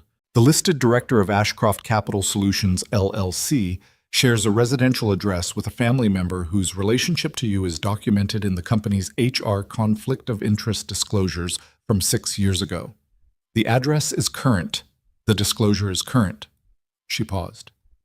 "The wire transfers from Meridian's North American subsidiary to this LLC total $4.3 million over 38 months. The transfers began 8 months before Meridian's formal acquisition offer was presented to this board." Hartwell had his reading glasses on. He was looking at the financial slide the way he looked at things that were making him think about liability, which was with the concentrated attention of someone running probabilities. "The financial records establish a relationship between our COO and the acquiring company predating any legitimate negotiation," Vivian continued. "They establish financial motive for the acquisition to proceed. What they don't establish on their own is what was done to make it inevitable." She looked at Nathan again. He moved to the next section of the presentation. The telemetry data from the black box was on screen. The same visualization Dr. Okafor had shown them in the lab, with timestamp and the command injection plotted clearly. Vivian walked through it with the same even delivery, but the room's quality of attention had shifted now. There is a particular silence that occurs when people begin to understand something they don't want to understand, and it had settled over the boardroom table with a weight that was different from the earlier quiet. She explained the command injection. She explained the simultaneous override of both brake systems. She explained that this was inconsistent with a cascade firmware failure and consistent with deliberate remote access. She showed the access credentials associated with the override command. Adrian's user ID. Adrian had been very still since the financial records. He remained still now. But Nathan, watching him from the side of the room, saw something shift in the quality of his stillness. It had been controlled, the stillness of someone managing a situation. Now it was something else, the stillness of someone whose next move had not yet arrived. "This data is forensically compromised," Adrian said. "The unit has been in external custody. The seal on the unit was intact," Vivian said. "Documented by Dr. Priya Okafor of Veriton Digital Forensics, who performed the extraction using a write-protected forensic interface. The chain of custody is documented from the moment the unit was removed from our Quincy facility under a legitimate disposition assessment order through transport to the lab, and the internal timestamp signatures on the telemetry data predate any access by our team by 2 years." She paused. "Dr. Okafor is available to testify to this. Her documentation is in the binder in front of each of you." Cho had her reading glasses on now, too. She was looking at the telemetry slide and then at Adrian and then back at the slide. "Vivian," Cho said. Her voice was quiet. "The accident." "Yes," Vivian said. "The accident." She moved to the next section. The surveillance footage from the Quincy facility's internal cameras, not from the test floor, where the footage had been corrupted, but from the corridor outside the control room, which ran on a separate system that Adrian had apparently not known about or not considered worth targeting. Claire had pulled it from the secondary system with governance access. The footage was grainy and time-stamped. It showed Daniel Marsh moving quickly down the corridor toward the control room door at 11 minutes and 29 seconds into the trial, 14 seconds before the override command was sent. It showed a figure stepping out from the alcove beside the control room door and striking him from behind. It showed Daniel falling. It showed the figure returning to the alcove. The figure's face was not visible, but the build was specific, and Adrian Locke, 10 feet away at the boardroom table, had the specific build of a man who had been athletic in his 50s and had not entirely lost it, and every person in the room was doing the same calculation. "This footage was recovered from the facility's secondary camera system," Vivian said. "The primary system for the control room corridor was corrupted before the investigation team arrived. The secondary system, which covers the approach corridor, operates on a separate power and storage circuit." The investigation team's scope did not include secondary system review. A pause. Which was perhaps convenient for someone. Adrian said, "This is circumstantial." "It is," Vivian said. "In isolation, it's circumstantial. Combined with the financial records, the telemetry data, the access credentials, and the testimony of the man standing in the doorway." She nodded toward the entrance. Every head in the room turned. Daniel Marsh was standing at the threshold of the boardroom. He had not sat down. He was standing in the doorway with his notebook in his hand and the look of someone who had rehearsed what he was going to say for 3 years without knowing when he was going to say it, and who had now arrived at the moment and discovered that the rehearsal didn't fully prepare you for the room. He looked at Adrian Locke for a long moment. "I found the network anomaly on a Tuesday night," Daniel said. "I ran the access log trace and I identified the workstation it originated from. I was going to bring it to you directly." He said this to Vivian, not to the room, but the room was listening. I couldn't have imagined." He stopped. "I was in that corridor because I was trying to stop the trial. I had 14 seconds. Someone made sure I didn't have 14 seconds. He set the notebook on the table and slid it toward Claire without taking his eyes off Adrian. "I have the original access log entries from the 2 days before the accident," he said. "Handwritten copies made the night before the trial when I was still trying to understand what I was looking at. The user ID matches what you've shown from the black box." He paused. "I lost 2 years of my career in my relationship and—" His voice caught briefly and then steadied. "I lost a lot of things. I want them on the record." The room was absolutely still. Adrian looked at the table.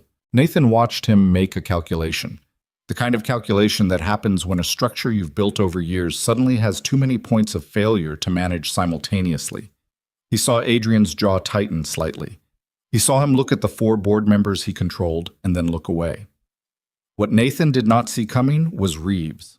Marcus Reeves was Adrian's longest-standing ally on the board, a real estate developer who had been one of Edward Ashcroft's early investors and who had been backing Adrian's consolidation quietly for 18 months.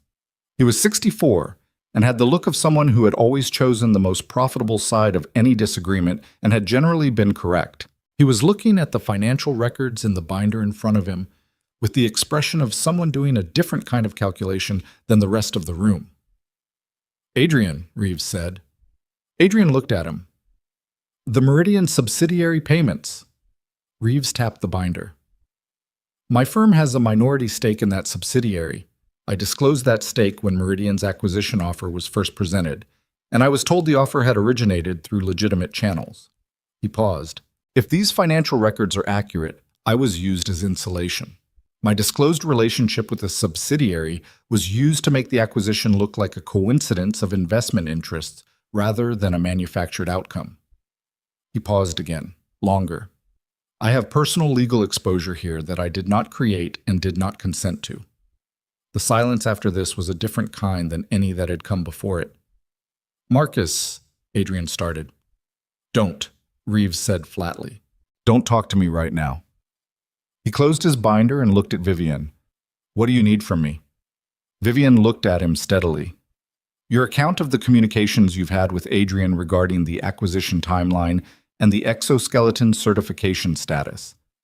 I'll have my attorney contact yours by end of day." Nathan watched Adrian Locke absorb this. It was a precise kind of watching, the way Nathan watched things when he was trying to understand how a mechanism failed, which was by paying attention to the moment the structure stopped being able to hold its own weight. Adrian had built this over 3 years with the patience of someone who believed in the architecture he was constructing. He had not built in the possibility that the man he'd framed would walk through a door, or that his own financial instrument would develop independent concerns about personal liability, or that a one-man shop equipment repair contractor from Dorchester would find a mechanical defect on a hotel terrace at 10:30 on a Tuesday night, small failures, accumulating. Hartwell spoke next, and when Hartwell spoke, the room knew which way it was going because Hartwell had the specific tone of someone removing himself from proximity to a problem.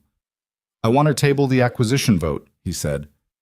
"Pending a full independent review of the evidence presented today and a referral to federal investigators." "Seconded," Cho said, without hesitation. She was looking at Vivian with an expression that was not quite apology, but was something in that direction, a recognition maybe, of what she'd been willing to believe when it was easier. Adrian said nothing. He had the look of a man who understood that the room had tilted past the point where speaking would help him. The vote to table the acquisition was 5-2. The two were the board members most directly in Adrian's orbit, and even they didn't look certain. The vote to place Adrian Locke on immediate administrative suspension, pending investigation, was unanimous, including notably Reeves, who voted with the precision of someone establishing distance. Adrian stood when the suspension was announced. He looked at Vivian, and Nathan thought he might say something. There was a moment where it seemed possible, where the architecture of 3 years wanted some form of acknowledgement, but he didn't say anything. He straightened his jacket, pushed his chair back evenly, and walked out of the boardroom with the composure of someone who has decided the only dignity available is not providing a scene. The door closed behind him. The room breathed. The federal referral was made before noon. Claire had her contacts at the U.S. Attorney's Office, and she made the call from the hallway outside the boardroom, with the direct efficiency of someone who had prepared for this call in advance. The forensic documentation went with it: Dr. Okafor's chain of custody report, the telemetry extraction, the financial records, the surveillance footage, Daniel's notebook. By 2 o'clock, Vivian had convened a brief session with the board's remaining members and confirmed her authority as CEO, pending the completion of an independent governance review, which was a formality that everyone understood was a formality and which was necessary anyway because institutions require their formalities to function. Cho asked to speak with her privately and did so for 15 minutes in Vivian's office while Nathan and Daniel waited in the conference room and didn't talk much. "How are you doing?" Nathan said at one point. Daniel looked at the table. "I don't know yet," he said honestly. "I've been carrying the version of events where I was the one who failed for 3 years. I know intellectually that the version just changed, but the new version hasn't. It doesn't feel real in the same way yet." Nathan nodded. He understood that. Knowing a thing and the thing feeling true were different processes and ran on different timelines. "It will," he said. "It takes longer than a day." Daniel looked at him. "You've been doing this since the gala." "A wheelchair bracket," Nathan said. "That's where it started." "That seems—" Daniel paused. "That seems like an incredibly small thing for how much has changed." "Most things start small," Nathan said.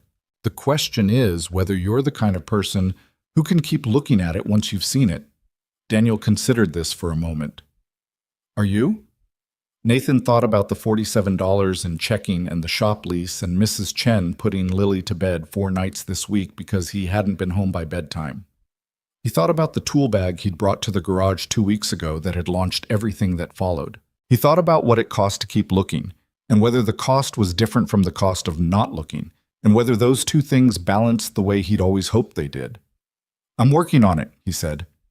Vivian came back from her office with Cho, who said a few words to Daniel that were private enough that Nathan stepped away. He stood at the window and looked at the harbor and thought about nothing in particular, which was a relief. When Cho left, Vivian came to stand beside him at the window. She looked out at the water for a moment without speaking. "She thought she was doing the right thing," Vivian said. "For the company. For my father's legacy. She believed what she'd been told." "People usually do," Nathan said. "That's not an excuse." "No," he said. "But it is an explanation. They're different things." Vivian looked at the harbor. Below them, the seaport was doing its mid-afternoon business. Ferries, delivery trucks, people moving in the particular directed way of a city with things to do. Normal, ordinary, unremarkable, in the way that normal days always are when they're happening and almost never feel like afterward. "My father's name is on the founding documents of this company," Vivian said. When the investigation found Daniel at fault, there was a subtext, a narrative that the accident happened because standards had slipped, because the culture he'd built wasn't rigorous enough. I heard it in the way people phrased their sympathy. She paused. It wasn't true, but I couldn't prove it wasn't true. And so I carried it along with everything else. Nathan looked at her profile. "It wasn't true," he said. "And now there's a record that it wasn't true." She was quiet for a moment. "Yes," she said. "Then there is." It was not a dramatic exchange. It was two people at a window in the late afternoon looking at a harbor, saying plain things. But Nathan had learned, was still learning, that plain things said at the right moment carried more weight than elaborate ones, and that the moments that actually changed something rarely announced themselves as moments. His phone buzzed. Mrs. Chen. She's asking if you're bringing dinner or if I should make the pasta. He typed back. Tell her I'll bring dinner. I'll be there by 6:30. Mrs. Chen. She says okay, and also she wants to discuss something with you about a dog. I have to go get my daughter, Nathan said. Vivian turned from the window. Yes, go. Are you all right? She considered the question without deflecting it, which he'd come to understand was how she handled questions she respected. I'm better than I was this morning, she said. I'm worse than I'll be in a month. That seems like a reasonable place to be. That's an accurate assessment. I'm accurate about most things, she said, just not always in time. He picked up his jacket and his bag. Daniel was on the phone in the corner of the conference room, talking quietly, and Nathan caught his eye and nodded on the way out. Daniel nodded back. A particular nod. The kind between people who have been through something together without having had much time to establish the relationship that the experience implied. In the elevator, Nathan looked at his reflection in the brushed steel door and thought he looked approximately like a man who had been running on inadequate sleep and gas station coffee for several days, which was accurate. He thought about the bracket, the beginning of all of this, the small misalignment that shouldn't have been there, in a chair that someone had serviced for a woman who used it every day. He thought about the patience it took to introduce that kind of damage and the patience it had taken to trace it back. And he thought that patience was probably the thing that distinguished outcomes more than anything else, in the end. Not brilliance, not resources. The willingness to stay in a problem until it yielded. The elevator opened to the lobby. He walked past the display cases with the mobility prototypes and the framed technical drawings that someone had spent a career making beautiful, and he pushed through the front door into the October air of the Seaport District, which was cold in the specific Boston way that had stopped being notable after the first week of fall and had simply become the ambient condition of the season. He drove to Dorchester. He picked up food from the Thai place on Savin Hill that Lily approved of because they gave her extra peanut sauce without her having to ask, which she considered a mark of an establishment with good values. He parked in front of Mrs. Chen's building and sat in the truck for 60 seconds doing nothing, which was the decompression he gave himself when he'd been fully inside something and needed to come back out of it before walking through a door into his actual life. Then he got out and got the food and rang the bell. Lily answered because she had been watching for the truck from the window, which she always did and which she would deny if asked. You look tired, she said. I am tired. Did something hard happen? Several things, he said, but they're mostly resolved now. She considered this with the gravity she brought to information that seemed important. Is everyone okay? He thought about Vivian at the window, Daniel on the phone, Claire filing a federal referral in a corridor, Adrian Locke walking out of a boardroom with his jacket straight and nothing left. Getting there, he said. Lily accepted this and took the food bag and went to tell Mrs. Chen he was here, and Nathan stood in the doorway for a moment longer and let the ordinary weight of his life settle back around him, which was, he'd learned this slowly over years, not a small thing. It was, in fact, the whole thing. The federal investigation took 4 months and 11 days, which Nathan knew because he'd been counting without meaning to, the way you count things that are unresolved and living in the back of your attention, even when the front of your attention is occupied with other things. Adrian Locke was indicted on 7 counts, including wire fraud, conspiracy to commit securities fraud, and criminal tampering with safety-critical equipment.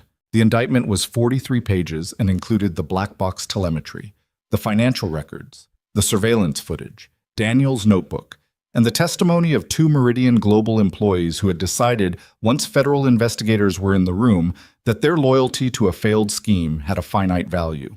Reeves cooperated fully and received a negotiated resolution that cost him significantly, but kept him out of a courtroom as a defendant, which was what he'd been purchasing with his cooperation, and everyone understood that. The investigation also found that the company appointed to run the original accident inquiry had received consulting fees from Meridian totaling $800,000 During the period of the investigation, which added obstruction of justice to the list of problems and brought 2 additional defendants into the indictment. The investigation took 4 months. The trial took 3 more. Adrian was convicted on 5 of 7 counts. He stood for sentencing in a federal courtroom in Boston on a gray February morning and said nothing when given the opportunity to address the court, which was perhaps the most honest thing he'd done in years. The sentence was substantial. His attorney filed notice of appeal before the week was out, which was expected and which Claire said would go nowhere given the evidence record. Vivian was in the courtroom. She sat in the gallery with Claire on one side and Daniel on the other, and Nathan was beside Daniel because there had been, over the past months, a gradual accretion of occasions that had put them in the same rooms, and they had arrived at something that functioned like friendship without either of them having explicitly agreed to it. Men of a certain disposition often form that kind of thing, built from shared work and shared stress and the specific shorthand of people who went through something together and survived it roughly. When the verdict was read, Vivian sat very still. Then she put her hand over Claire's for a moment, briefly, and then took it back. That was all. There was no dramatic exhale, no visible release of something long held. Nathan had expected more from the moment, and then understood, watching her, that she had spent 7 months in a sustained state of forward motion and that the verdict was a data point in that motion rather than its conclusion. The conclusion was not a courtroom in February. The conclusion was something she was still building. Outside the courthouse, in the cold, she stood beside Nathan on the steps while Claire spoke with the federal prosecutor and Daniel took a phone call. "How do you feel?" Nathan asked. She thought about it honestly. "Tired," she said. "And correct.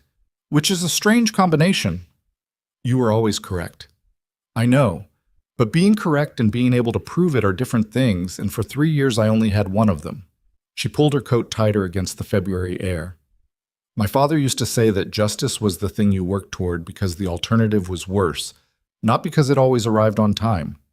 She paused. "He was right about that. It arrived late. But it arrived."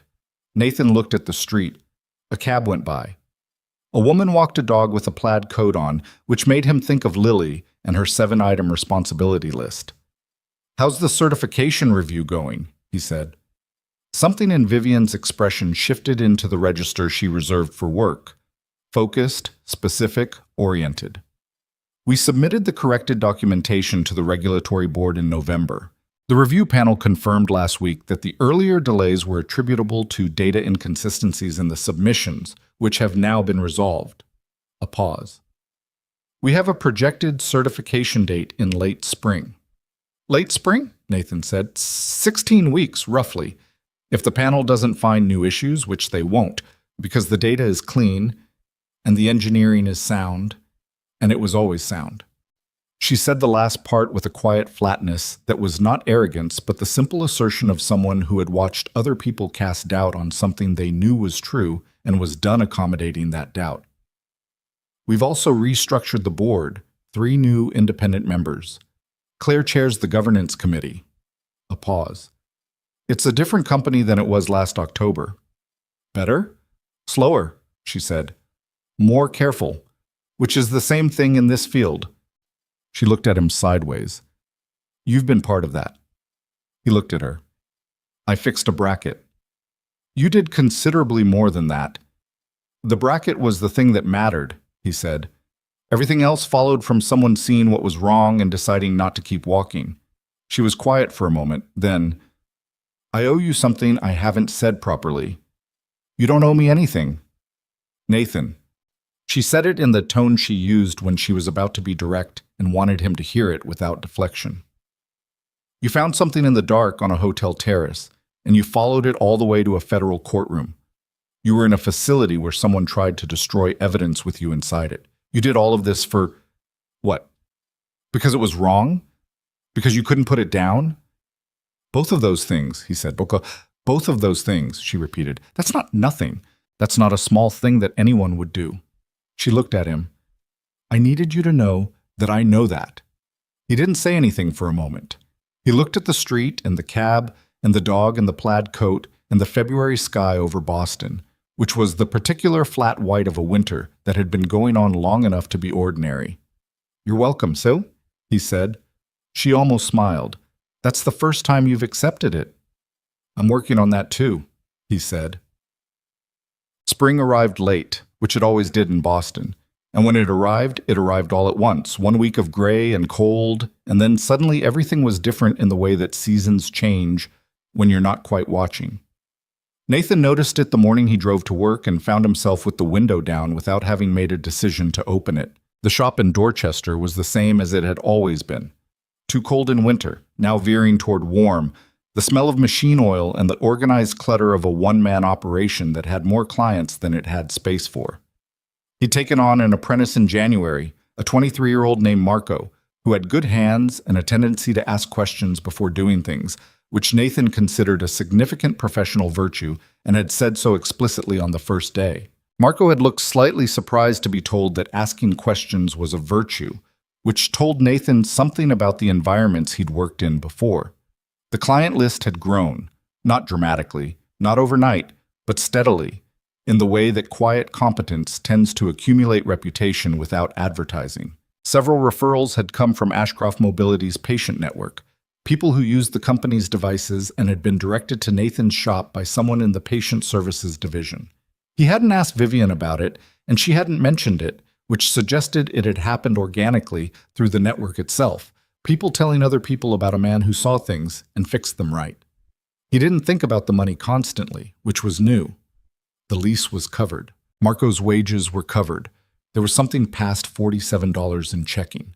He thought about his father occasionally, the way you think about the people who shaped you by their absence as much as their presence, the negative space of someone who wasn't there teaching you, by default, what you didn't want to become. His father had been a man who couldn't stay.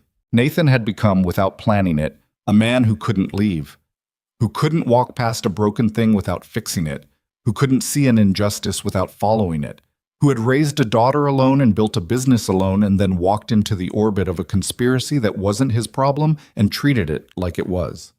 He thought sometimes about whether that was virtue or compulsion. He hadn't resolved it. He suspected the honest answer was that it was both, and that most of the things people called virtues were compulsions that happened to be directed at useful ends. Lily turned 8 in April. She had by then been introduced to Vivian on 3 separate occasions.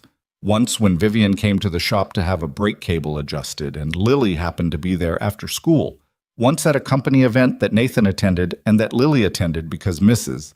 Chen had a doctor's appointment, and once at a dinner that Nathan had described to himself as a working dinner, and which Lily had correctly identified as a different kind of thing. The third occasion was the one that mattered. Lily had sat across from Vivian at a restaurant table in the South End and had asked her, within the first 10 minutes, whether it was hard to drive a wheelchair and whether the wheelchair had a name. Vivian had said that it wasn't hard once you learned it, the same way anything mechanical wasn't hard once you understood how it worked, and that the wheelchair did not have a name, but that if it did, it would probably be something competent and reliable. Lily had suggested Gerald, after the man who came to Nathan's shop every 3 months and told the patio story, because she'd met Gerald once and considered him competent and reliable. Vivian had said Gerald was an excellent suggestion. After that, Lily had asked questions about the exoskeleton program for 45 minutes, with a focused curiosity that Nathan recognized as the same thing she brought to narwhal classification and the correct loading of a dishwasher, and Vivian had answered every question directly and without condescension, which Lily noticed and appreciated in the way children notice when adults take them seriously. In the car on the way home, Lily had said, "She's very smart." "She is," Nathan said. "She talks to me like I'm a person." "You are a person." "I know that," Lily said, with the patience of someone correcting an obvious error. "But not all adults know that." Nathan drove and didn't say anything for a moment. Then, "What did you think of her, overall?" Lily considered this with genuine seriousness, looking out the window at the passing streetlights. "I think she's been through something hard," she said, "but she doesn't want you to feel bad about it.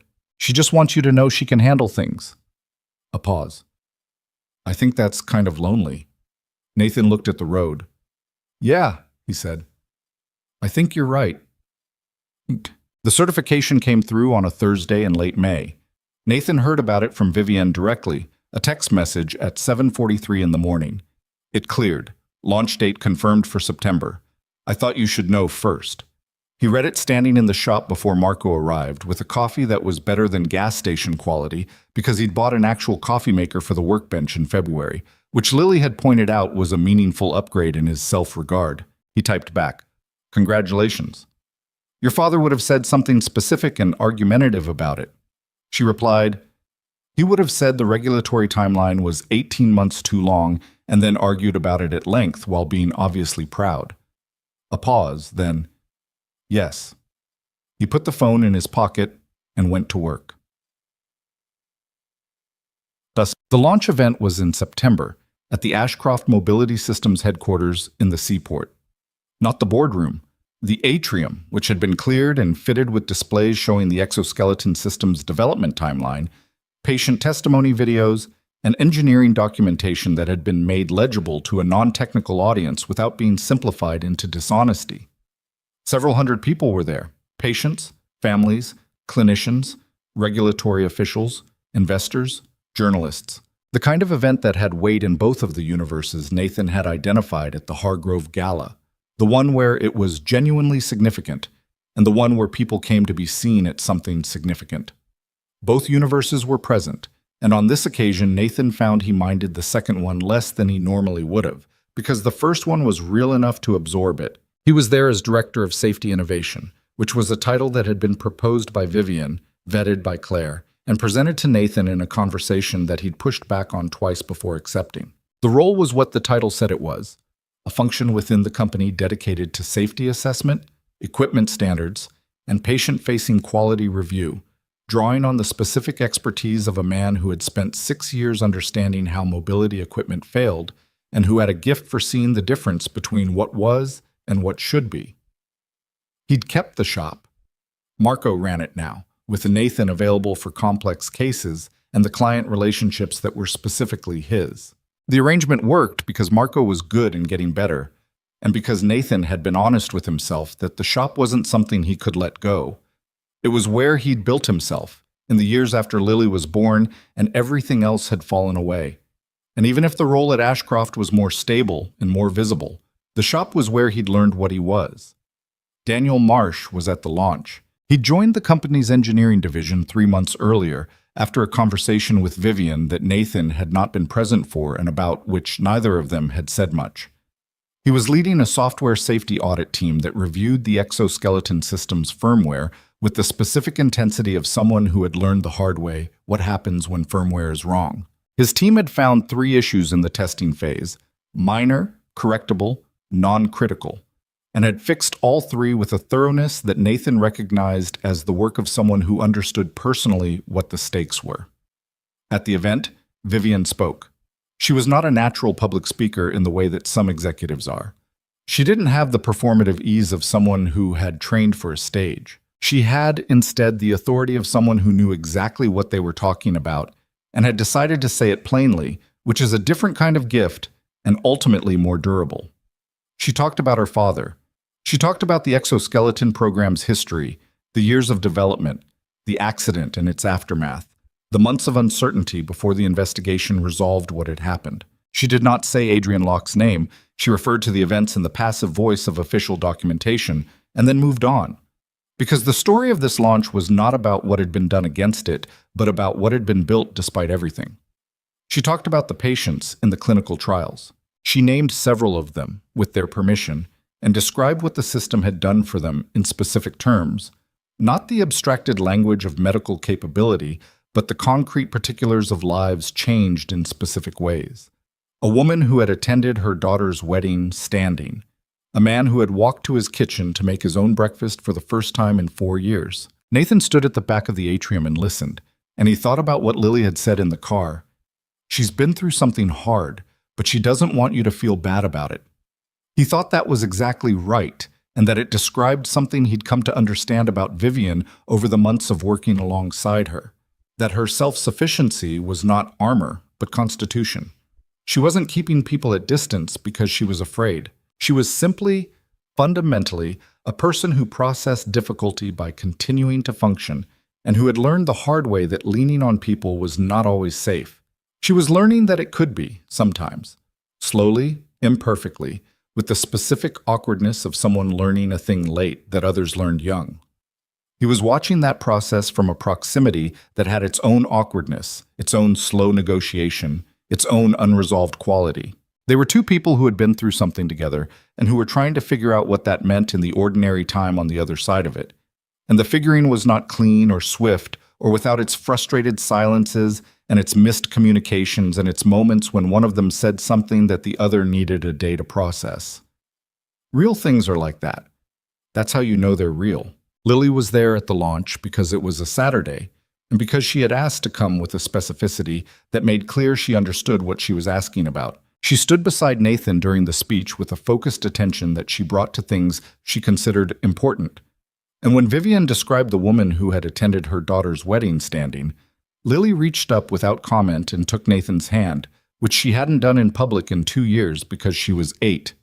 And 8 had its own dignity requirements. He held her hand and didn't say anything about it. After the speech, after the formal program, and the patient demonstrations, and the conversations with regulatory officials and journalists that took up the bulk of the afternoon, the atrium thinned. The catering staff began clearing. The display systems powered down. The 100 small logistical operations of an event's conclusion absorbed the remaining crowd into purposeful motion. Vivian found them near the exit, where Nathan and Lily had been looking at one of the display cases.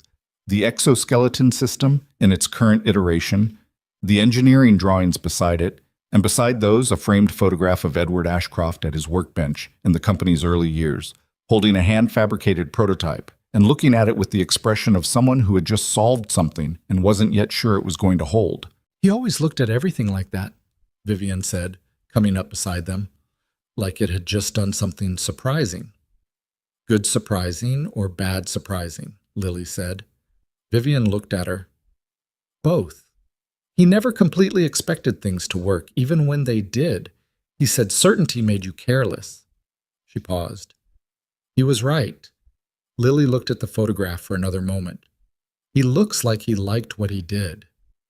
"He did," Vivian said, "even when it was hard. Maybe especially then." Lily nodded at this with the solemnity of someone filing a piece of information in a significant category, and then she looked at the exoskeleton system in the case and said, "Can you show me how the knee joint works? My teacher said it's hydraulic, but I think it's more complicated than that." Vivian looked at her for a moment with the expression Nathan had seen once before, in the restaurant when Lily had asked the wheelchair questions. A quality of being genuinely met by someone, which is different from being charmed by someone, and which Vivian was not accustomed to expecting. "It's more complicated than that," Vivian said. She moved toward the display case. "Come here." Nathan stood back and watched them at the case, Vivian pointing out the joint mechanism, Lily asking the specific follow-up questions that indicated she was actually tracking the explanation rather than waiting for her turn to speak, Vivian adjusting her explanation, not by simplifying it, but by finding the angle that matched how Lily was thinking. He watched them and thought about nothing analytical, just watched. He thought about the hotel terrace in October, the skyline, the cold, the forgotten wrap in his hand, a stranger looking at a view she used to run past and didn't anymore.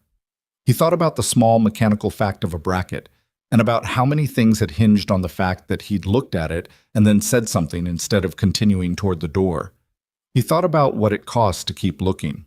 He thought that it cost everything, sometimes, and that the everything was worth it if what you were building on the other side was real. He thought about his daughter, who had at age 8 correctly diagnosed the emotional architecture of a woman she'd met 3 times, and had reached for his hand during a stranger's story about a wedding. He thought that Lily would probably be fine regardless of what happened, because she had been born with the specific capacity to see people clearly and to respond to what she saw, which was the most useful thing a person could have, and which he'd had very little to do with. You could take credit for a lot of things as a parent. That one came from somewhere else. Vivian said something that made Lily laugh. A genuine laugh, unguarded, the kind that comes out before you can manage it. Nathan heard it from across the atrium and felt something settle in his chest that he didn't immediately name. He let it be unnamed for a while. Some things are better as feelings before they're words. Later, months later, in the winter that followed, after the exoskeleton system had been deployed in 14 clinical settings across 6 states, and after Lily had named Vivian's repaired wheelchair Gerald in a ceremony that only Lily considered official, and that both adults had attended with a seriousness they partially meant, Nathan would try to articulate to himself what the past year had been about. He'd come up with different answers at different times. He'd thought it was about justice, and it was. He'd thought it was about a father's legacy, and a woman's stubbornness, and a man carrying the wrong story for 3 years, and it was all of those things too. But the answer he kept returning to, in the early mornings when the shop was cold and Marco wasn't in yet, and he had time to think without the day's structure organizing his thoughts, was simpler than any of that. The world has a lot of broken things in it, brackets misaligned by accident or by malice, systems that fail because no one was watching or because someone was watching with the wrong intentions, people carrying the wrong story because no one had the evidence to give them the right one. The broken things were everywhere and they were permanent. Fix one and another would appear, because that was the nature of things that were built and used and subjected to time and pressure and the decisions of people who sometimes chose poorly. What mattered was whether you were the kind of person who saw the bracket and kept walking, or whether you stopped. Not because stopping was always safe, not because you'd always be right about what you'd seen, or that being right would be sufficient, or that the cost wouldn't sometimes be more than you'd planned to spend, but because a life built on the discipline of looking, of seeing what was wrong and asking whether you could do something about it, was a life that had a spine to it, and lives with spines were the ones that meant something when they were over. Nathan Cole was 32 years old in October when he found the bracket, and he was 33 in the September that followed, and he was not a particularly remarkable man by most measures that the world used to assess remarkability. He had a small business and a daughter who made an argument for a dog with a signature line, and he had slept badly for several months, and had once been locked in an automated testing facility by a man who planned to destroy the evidence inside it and hadn't succeeded. He had not set out to do anything exceptional. He had simply, repeatedly, looked at things that were wrong and declined to pretend they were fine. That was, he thought, probably enough. Not as a legacy or an achievement or a thing to put on a resume, just as a way of being a person, just as the answer, humble and specific, to the question of what you did with the one life you were handed. You looked, you stayed, you built something with whoever showed up and was willing to build alongside you. And if you were lucky, if the bracket was visible in the right light and you happened to be carrying a hex key and you happened to say something instead of keeping quiet, the something you built turned out to be more than you'd been trying to build. It turned out to be a life,